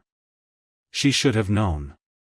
Of course, the initial chagrin at her sensei's lack of, formal conversational skills quickly changed into sheer embarrassment when Hinata replayed Saya's words in her head. Besides, crazy as it might sound, it's not the first time I've had a little girl going psycho and trying to kill me. Hinata's blush faded a little. Really? Yeah. Funny story, actually, remind me to tell you one of these days. Especially because it involves ice cream, sake, used panties and the hachibi. Sweet Kami, I've had one hell of a crazy life. Anyway, Hinata, this little scuffle has shown us that you have the fire within you. Now you have to figure out how to draw it out. Fire? What do you mean, sensei? It was Saya's turn to blink. You didn't notice. Saya slapped her palm on her forehead. Fire chakra. You used it and you didn't even notice. Why the hell do you think I keep saying you almost kill me back there? Because of your amazing, godly Juken strikes of doom. Hinata tilted her head cutely. She was utterly lost. Of course not. Saya yelled, exasperated, making Hinata release a tiny kaya and inch backwards. Your Juken sucks. It sucks almost as much as Enko after a night hitting the bars. Hinata went beet red at that. She was already familiar with the concept of fellatio, after all. Not that she would tell anyone that she had been secretly reading Saya's smut. After the initial shock, Hinata found the stories quite amusing to say the least. By the time her tutor at the Hyuga compound approached her for the talk, she was pretty much acquainted with anything the stern Hyuga female could tell her. In fact, she would say those were the 2 most boring hours of her life. On the other side, she was glad her father left the job of her sexual education to a tutor. The idea of her sire talking to her about sex was just terrifying. On a side note, Hinata couldn't help but wonder about this Enko person. Girl, your attacks were loaded with so much fire chakra, I'm surprised you didn't blow off your own limbs. Tomorrow I'm going to pound you until you figure out how to do whatever you did today. The Hyuga heiress shuddered. Can we somehow skip the pounding? Saya smirked evilly. Consider it payback for today. Now, since we're both a bit too roughed up to go back to training, why don't you help me with dinner? I have no idea when Naruto will come back home today, though. How was Saya supposed to know that somehow, as a consequence of Hanabi's whims, Naruto would end up staying for the night at the Hyuga compound? What she knew, though, was the effect that single sentence would have on Hinata. In an instant, color returned to her face, her back straightened and her expression softened. Yes. Hinata stated before getting off the bed as if she hadn't been involved in a terrible battle just a while ago. Saya would later joke that Hinata didn't need a sealed bijou to obtain unnatural regeneration. Naruto-kun will be hungry. The gears in Saya's head worked quickly. It was already a natural thought process for her. Turning her back to Hinata so as to hide her devious smirk, the taijutsu mistress spoke. Yes, and he will be tired after a long training session with Hanabi-chan. Tired, hot and sweaty. Hinata froze. Hot? Hot. Her voice gradually dropped to something barely above a whisper. And sweaty? Yup. Have I told you Naruto has this habit of walking around shirtless inside the house? Shirtless. The young Hyuga squeaked as her cheeks challenged the laws of physics in their attempt to develop a new shade of crimson. Sweaty and shirtless? Yup. Saya repeated. A towel hung around his neck, droplets of sweat trickling down his naked torso, tracing the lines of shapely muscles forged with years of physical conditioning. Oh my. Hinata muttered. She was almost hyperventilating. Oh my. So, after a big meal, he will feel like taking a long bath, so he might say something like. Saya knew she needn't say more. Hinata's smut-tainted mind was filling the rest. Hina-chan, would you please wash my back? The Hinata in Hinata's mind was surprisingly bolder than the original. Only if I get to wash the front too, Naruto-kun. The Naruto in Hinata's mind was just, weird. Nah. Bad Hinata. Did you already forget? Ah. I am terribly sorry, Naruto-sama. Yup. Much better. Saa, let's go. Ano, do I get the front? Curiously, the Naruto in Hinata's mind was sometimes more innocent than the original, despite Hinata's mindset. Sure. We can wash each other, even. Saya nodded to herself and smiled in satisfaction when she heard the lovely sound of an unconscious body hitting her wooden floor. Looking down at Hinata's sprawled form, sporting a grin that would make Jiraiya proud, Saya wiped off a tear off her right eye. My purpose in life is fulfilled. Na Naruto-kun, we can wash each other at the same time. Hinata mumbled to the Naruto in her inappropriate fantasy. Tenten finished fixing up her hair in her already standard pair of buns, checking her reflection on the mirror to ensure they were properly shaped. Alright, now, equipment. 2 pairs of leg holsters, 1 on each leg and 4 scrolls around her waist made for Tenten's standard equipment. While she knew it would still be a while before her team got a C mission, Gai-sensei was quite resolute in this regard. She had already prepared what she called her field equipment. Lots and lots of scrolls. Naruto's little introduction to storage seals inspired her.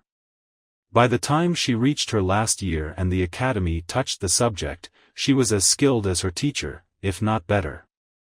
When she realized that making arrays was far easier when they were made to store large amounts of one single kind of thing, she hit the jackpot.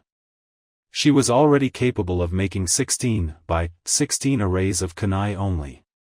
It helped a lot that, whenever she hit a roadblock in her self-teaching, she could always seek Naruto for aid. The boy, she had noticed, seemed to enjoy helping her, answering her questions, offering hints and proposing challenges and possible other ways to tackle a particular problem. You seem to like Fuinjutsu a lot, don't you, Naruto? She had asked him once. Naruto looked up at her with a beaming grin, never ceasing to trace symbols on a large scroll. Since his Senrigan allows him to see in every direction, he had no problem looking at Tenten and working on the array at the same time. Horizon Uzumaki Naruto loves challenges. And there's nothing like the satisfaction of a working matrix. Yes, Naruto enjoyed Fuinjutsu, no matter how many foul curses he muttered while he worked on a seal. Needless to say, Shiki was giddy. And Tenten wouldn't say it out loud, but Naruto looked kinda cute when he was all focused on his project work, and stuff. Unlike Tenten, who only cared about storage seals for her many weapons, Naruto was eager to learn everything there was to be learned about sealing techniques. And then I'll learn the badass Horizon sealing techniques, damn right. Naruto taught her seals. In exchange, Tenten taught him how to throw weapons. Well, she tried. He wasn't really that bad. He just wasn't good either. While he was more precise than any other blind person could hope to be, it still wasn't enough for Shinobi standards. She hoped the kid wouldn't stop practicing, even if she wouldn't be able to help him anymore. She reached for the symbol of her affiliation to the ninja ranks of Konoha, not taking her eyes off the object next to it. Even while she wrapped the headband around her forehead, she was more interested in the single dark blue fingerless glove. I'm sorry. I wanted to make a bigger array, but I had no idea it would be so difficult to put an intrinsic array in a glove. I tried so hard, but I just couldn't expand the matrix in time. I'm so very sorry. The anguish in Naruto's tone touched Tenten, and confused her. Why did he get so agitated over a glove? Only when on her bed, late at night, after her long, wonderful and surprisingly loud 10th birthday party, did Tenten figure it out. Naruto was desperate. His troubled mind told him that screwing up might cost him her friendship. He had failed and he thought Tenten would hate him for that. Tenten caressed the glove affectionately. As if I were that shallow, Naruto. Theirs was a strange friendship. They belonged to different groups, so they had no friends in common. Then again, she didn't really have any friends in her age group. She wasn't precisely a loner, she hung out with all the girls in her class just fine, she just wasn't really close to anyone. She was too tomboyish to truly be one of the gals, and she was too feminine to stick around the guys. She didn't really mind her situation, though. She didn't talk to any of Naruto's friends, either. In fact, she wasn't really sure Naruto had any other friends. She guessed there was the Uchiha survivor, and that's it. Naruto, like her, seemed to have an amiable yet distant relationship with his classmates. Tenten did notice the Hyuga girl shooting odd glances at her more than once. If her suspicions were correct and Niji's relative had a crush on Naruto, well, that was amusing, to say the least. The fact that the Hyuga girl was jealous of her and Naruto was just hilarious. She donned the glove on her right hand. She had sworn to herself she wouldn't wear it until she became a kunoichi. She fulfilled that promise 3 days before. She immediately made another one. No hand seals were necessary. An instantaneous flux of chakra to her right hand unsealed a single kunai, which Tenten seized with the same hand and clutched fiercely. She had sworn that, as long as she remained a kunoichi, or as long as the glove fitted her, she would wear that glove every day. Naruto had offered to improve the 1-by-1 matrix several times, but Tenten had refused, much to Naruto's chagrin and Tenten's amusement at his openly displayed emotions, for an eyeless person, that is. She couldn't care less about the size of the array, or the fact that the glove could only store a single item no larger than a kunai. She loved that glove. She loved it because it was a true gift. Naruto's appreciation and admiration were embedded on that single article of clothing. She loved it because it was a gift from a true friend. Resealing the kunai back inside the invisible array within the glove, Naruto called it an intrinsic matrix. She definitely had to ask him to teach her how to do that. Tenten nodded to herself and left her room. It was her first day as a genin of Konoha. Nay, Shiki-sensei. Naruto whined before releasing a particularly loud yawn. Even if he didn't have eyes, the muscles in that area were still connected to his mediums, so he still felt the awkwardness and heaviness in his head normally associated with sleepiness. He even rubbed his closed eyelids for good measure. Shiki didn't interrupt his fast pace, which forced Naruto to hurry if he wanted to keep up with him as they crossed the practically deserted streets of Konoha. A corner of his Senrigan's all-around perception caught the glimpse of the thermal signature of an ANBU checking on them from the top of a two-story building before dashing away. Yes? Where are we going so early in the morning? So impatient you are, boy. But I could barely wash my face. And I'm hungry. And I left my Pocky box at home. Shiki didn't say another word, so Naruto had no other choice but follow and see what happened. 5 minutes later, their destination was clear to him. Another minute later, they were climbing up the stairs of the Hokage's tower. What are we doing here, sensei? You are already 11 years old, Naruto. You are about to begin your last year at the academy. Yup. These past 3 years I've regularly tested you to make sure you didn't forget everything I taught you in the year and a half before you entered the academy, and you haven't disappointed me. In fact, I've been pleased to see you have made further progress on your own. I'm already used to seeing your Kage Bunshin busy at my library. Yeah. Naruto grinned at his sensei's acknowledgement of his brilliant idea. It took a while to be able to keep the clones at home while I am at school, you know? I wonder if I should try to extend their range, it could be useful. Naruto quickly composed himself before he started making plans for even more forms of training. But you haven't answered my question. True, I haven't. Your performance in my examinations isn't precisely perfect, but it's definitely within my parameters of quality. In other words, you are an excellent student. If I didn't know what you are trying to do at the academy, I'd be more worried about your quarterly reports. Hey, you're the one who always talks about deception and stuff. Just like Hinata is pretending to be the same shy, dark weirdo she was 4 years ago, I can pretend to be the pitiful blind student. The teachers make it easy anyway. Besides, I couldn't pass the written tests even if I wanted to, I can't read the stupid small print. Shiki nodded. Naruto's inability to read small characters was definitely his greatest liability. The teachers couldn't be blamed of being unfair because it was the print size they had always used. They could be blamed, though, for purposely using small characters on the blackboard, but complaining would be a waste of time. Of course, he had had to stop Saya for trying to enforce her threats on Irika. That doesn't explain why you perform so poorly with thrown weapons. They don't let me use Tesabaki. You have to learn to throw shuriken and kunai with your hands, Naruto.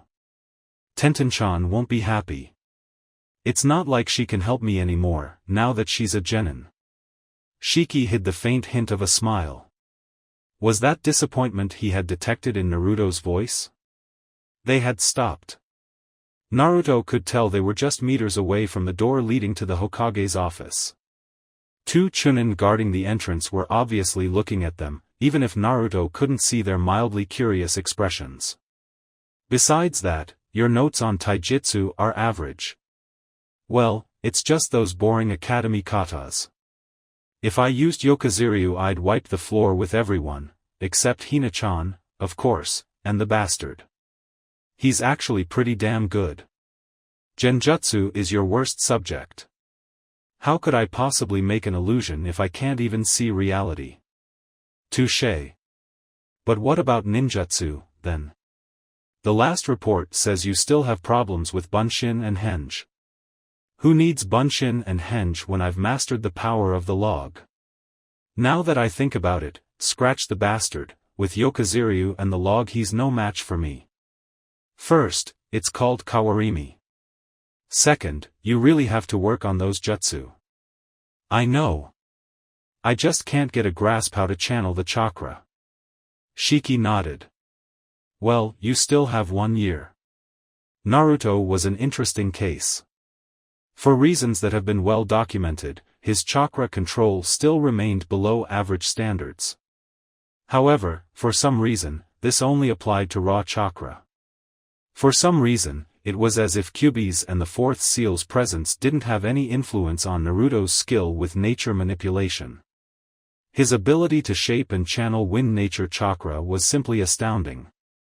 Shiki guessed the body circuit had something to do with it, but it just wasn't enough to explain Naruto's nigh unmatched ability to command the wind. He guessed it was just Naruto's natural talent, just like the deceased Uchihas found fire jutsu particularly easy to learn, just like Hyuga Himiko had been born with an unnatural ability to understand and master taijutsu techniques, or just like he had a natural ability with numbers and equations which helped him become the seal master he was. In any case, the reason we're here is quite simple, actually. I have decided that your performance in my tests merits that I try more advanced methods to test your skills. So this is another exam. Yes. On a Sunday. Yes. Before sunrise. Yes. A surprise exam. Yes. I hate you. I, too, value our teacher-slash-student relationship, Naruto. Shiki concluded before walking the few steps that separated them from the door, Naruto close behind. Hokage-sama is waiting for you, Horazen-sama. One of the Chunin declared before opening the door for the two. Shiki acknowledged the two guards with a nod and walked inside the room, where, indeed, the wrinkled third Hokage received them on his ample chair, a warm cup of tea in his hands. Shiki, Naruto. Hokage-sama. Yo, old man. Sarutobi smiled. It made him immensely happy that, despite everything, Naruto was still able to be enthusiastic and joyful like that. He was really thankful to his caretakers. However. Shiki, are you sure about this? Very. Be at ease, Sarutobi, he'll do a fine job. Naruto was smart enough to put two and two together, to a point. So, what I'm going to do? You will be working here today, Naruto. I'm going to help the old man.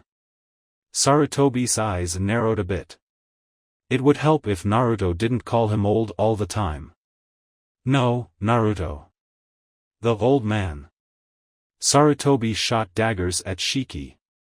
Naruto calling him that was one thing, Shiki calling him old was the epitome of hypocrisy. Here will be helping you. Shiki felt a strange form of wicked pleasure at the sight of Naruto's frowning face. You'll be Hokage for a day, boy. It was a Sunday. It was the slowest day of the week, which was the reason Shiki purposely picked that day for Naruto's test. Naruto wouldn't have to deal with the workload of an ordinary day, but that wouldn't make matters any easier. The leader of Clan Horazen had departed already. Naruto was supposed to work with the assistance of Sarutobi only, and it would be Sarutobi who reported to Shiki about Naruto's performance. That's why the aged Hokage had taken a seat a yard to Naruto's left, so that he had enough desk space to put his drink tea and his dango as well as watch Naruto, who had claimed most of the horizontal surface. Shiki had insisted that Sarutobi's intervention had to be minimal, but the third remained alert nonetheless. After all, he was leaving the village in charge of an 11-year-old. They had been in the middle of a thrift breakfast when the first pile of paperwork was brought by a civilian archivist, one of the first persons who arrived to work on the Hokage Tower. At the same time the permanent guard made their usual shift from night staff to day staff. Naruto's first action of the day was quite the surprise. Taju Kage Bunshin no Jutsu. With the instruction of doing whatever needs to be done, the horde of Naruto clones scattered all over the tower, much to the third Hokage's chagrin. After all, he couldn't keep an eye on each one of them. He could only hope the damage would be reparable.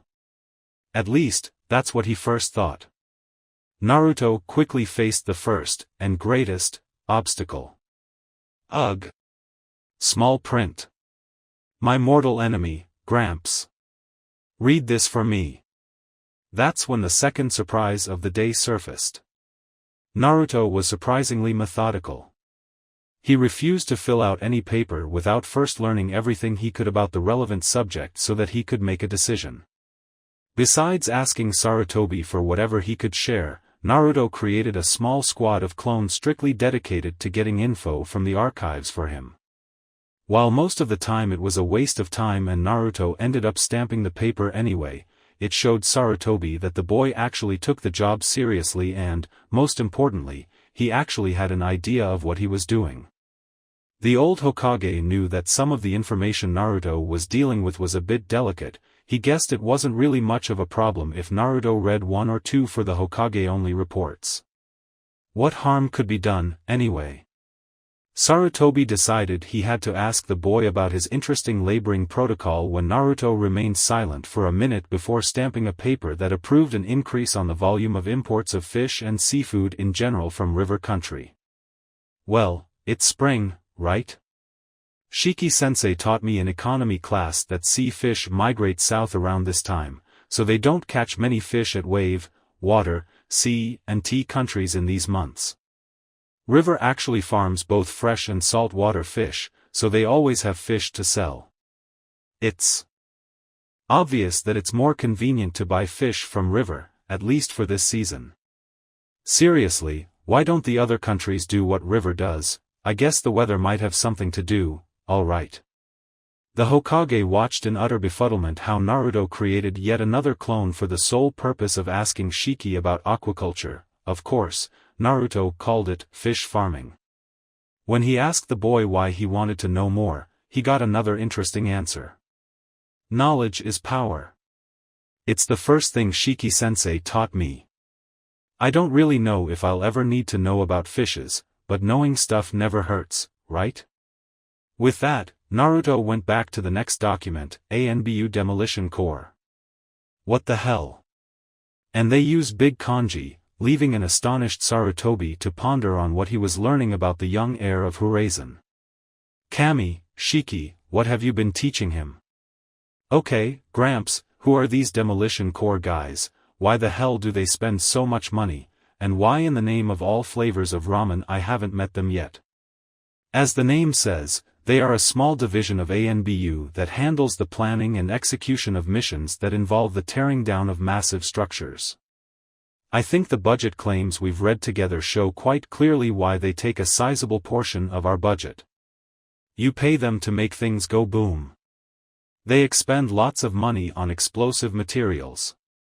That's, like, the best job ever. Seriously, I have to meet these guys. I do not think the world is prepared for such a meeting. What do you mean? I mean no, you're not getting anywhere close to the Demolition Corps. Crap, hey, how do you get into ANBU, anyway? Sarutobi actually looked afraid. Kami, help us all, you do want to join the Demolition Corps. A quick glance at the wall clock gave the third the perfect chance to change the topic. Oh, it's almost time. Put aside those papers, Naruto. What? Why? It's almost time for the mission assignments. All shinobi who are not on leave or in mission will come to get the mission assignment and briefing. Indeed, it wasn't a minute later when two civilian workers from the mission's office, wearing the long, and quite impractical, robes of office, arrived with a large stack of scrolls each. They paused for a second at the sight of the blonde kid with the orange bandana around his eyes, but decided not to ask. They were used to witnessing all sorts of unbelievable things. The fact that they had just met with 6 identical copies of the same boy in the mission's office shouldn't be really that surprising. It didn't take 2 minutes to organize the 2 stacks into 4, according to mission rank, which was quickly explained to Naruto as they did so. It was rather easy, considering that the D-rank stack was significantly larger than the other 3. After that, it was mostly a matter of waiting. Naruto used the time to deal with even more papers from the ANBU Demolitions Corps. Sarutobi watched with mild amusement, and notable interest, how Naruto eagerly and surprisingly efficiently, for an 11-year-old, dealt with the documents while muttering things like Ali, Alipa, aliphatic nitramines. Sensei didn't teach me that, must be some sort of advanced stuff or something. Or, Hihei, nitric acid. Of course, there was a limit to what Naruto could do. There were some matters that were simply beyond his understanding. Things only the Hokage would understand. Of course, Sarutobi wouldn't be able to get those matters done before thoroughly explaining to Naruto the bulk of them. Naruto's thirst for knowledge was insatiable. It had taken Sarutobi a while to find Naruto. Actually, he had only thought of going to that place after sweeping the whole tower looking for him. While Naruto's apparent disappearance had drilled through his nerves, his forages while looking for the young heir of Urazen allowed him to see the full extent of Naruto's work. For the first time since ever, there was only one person working at the missions office, the place where all mission reports end up and where mission requests first arrive before being delivered to the Hokage and whoever else is in charge of assigning them to a shinobi team. Apparently, half a dozen of Naruto's Kage Bunshin had reorganized the entire archive by rank and date, as well as created a separate archive for those missions whose payment was still pending. The lone civilian girl who remained, who had told the Hokage that she had spent the entire day helping Naruto by reading for him, told him with a huge smile on her face that everyone else was gone because, for the first time ever, the weeks, not the days, the weeks, work was done before sunset. She also asked him when the cute whisker boy would show up to help with their work again. He guessed it was a good thing she was too young to know about Naruto and the Kyuubi. Naruto was standing with his arms crossed at the very top of the Hokage tower. If he hadn't known of Naruto's blindness, he would have guessed Naruto was looking at the vast landscape of the village hidden in the leaves. It was a windy evening, and the breeze played with Naruto's clothes. The long and wide sleeves of his cheongsam swung wildly by his sides. The lower edges of the cheongsam also flailed a little to the right, following the wind's direction. The sunset light played tricks with his spiky blonde hair. For an instant, Sarutobi had a nostalgic flashback of another blonde watching the same scenery with a fatherly gaze. The musings of times past and Hokage's lost was abruptly interrupted by Naruto's voice. "It's a beautiful village, isn't it, old man?" Sarutobi frowned. It was a worrisome tone of voice, particularly serious, especially for Naruto of all people. He struggled with his loose Hokage robes as the wind attacked them with special ferocity, but, eventually, he made it to Naruto's side. He had removed his bandana, but it was obvious that the lifeless mediums he carried instead of eyes were looking at nowhere. I don't really remember much of Konoha, how it looks like, I mean. What I remember isn't really special. I only cared about this place, Ichiraku Ramen and maybe the library and the academy, just because they're big and easy to spot. It's the town I live in, and I have no idea how it looks like. It's pathetic. Naruto, don't. Whatever you want to say, don't bother.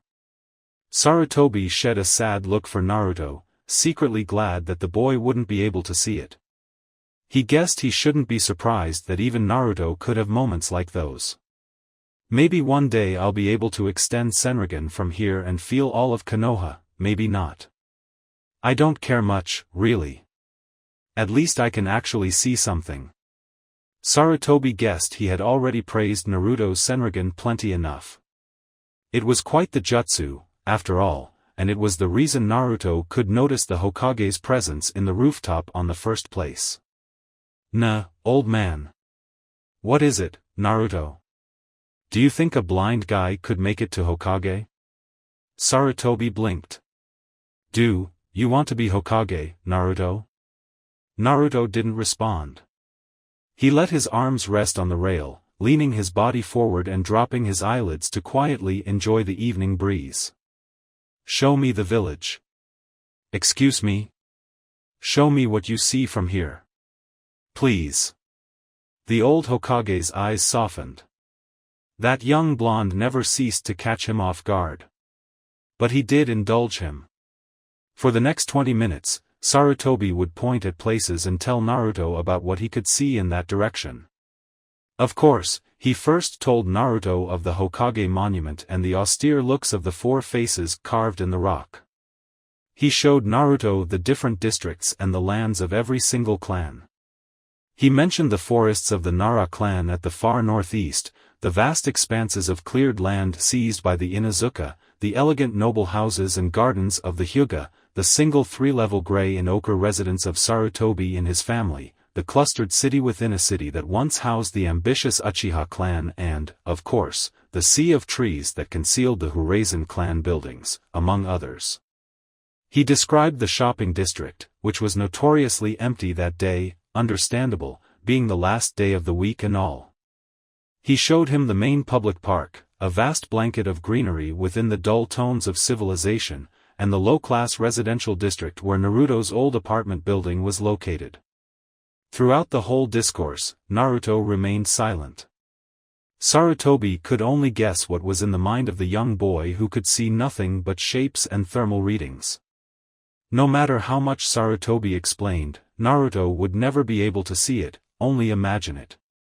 Konoha, no, the whole world, was nothing to him but a mirage, a reality with a hazy meaning.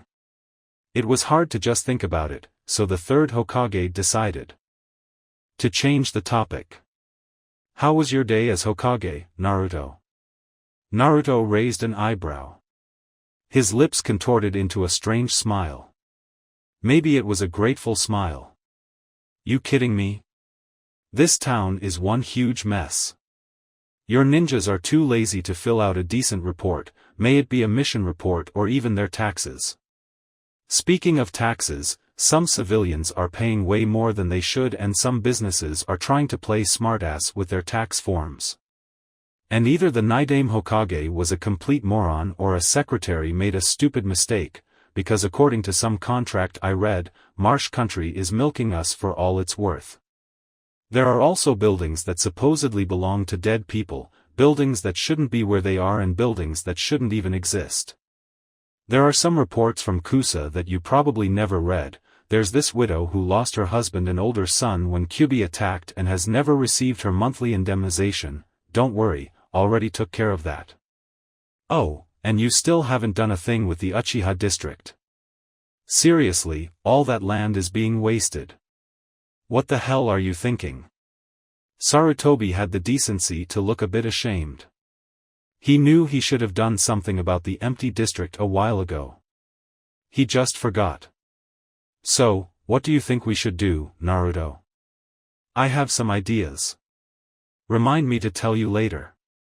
Naruto smirked. But, really, do you even know what is going on in your village?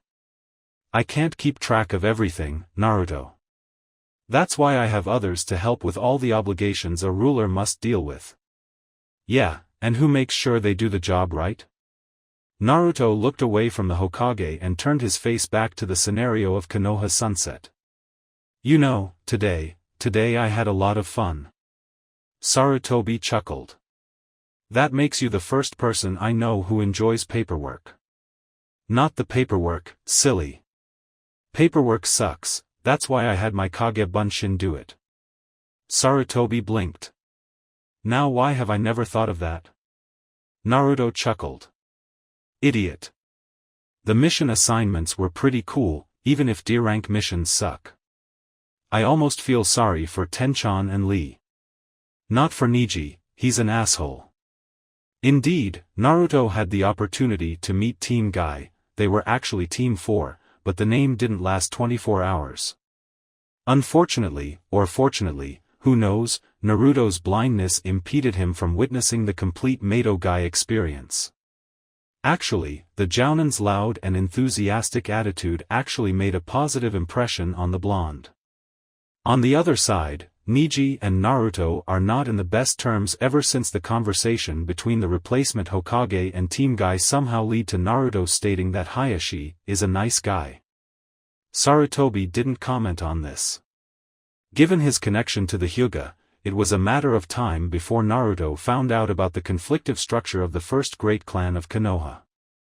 The boy's expression softened as he turned back to look at the village clad in shades of orange under the sunset. I meant, the feeling of being doing something truly good, something really important. The fact that I knew I was working to help Konoha, that the things I did would help make it a better place, the feeling of being in charge, it was nice. That's why I've decided I want to be Hokage. Sarutobi blinked. Now that he didn't expect. Hokage? Naruto nodded. I'm not stupid, you know. Sensei thinks I haven't figured it out. Politics, economy, logistics, strategy, Sensei is not preparing me to be a shinobi. He has been preparing me to be a kage, or a feudal lord, if you think about it. The third smiled knowingly. Seriously, sometimes, Naruto's intelligence astounded him. I think, I would love Konoha the way you do if I didn't have so many bad memories. But, even with those bad memories, all the things and the people that mean something to me are here. That's why I just can't hate Konoha, either. I just wanted to be a kick-ass ninja that nobody would look down to. I wanted to be respected and acknowledged. But now I feel I want more. I'm here, and I believe Konoha needs me. It needs me to do what I did today every day. If Shiki-sensei wants me to be the next Hokage, then a damn fine Hokage I will be. He has taught me so much, I will not let him down. I will make him and Sayaka-chan proud. I know I can do the job, damn it, I like doing the job. I want to do the job, and Kami knows I will do the job. Naruto looked up at him, and the old Hokage was struck by a memory.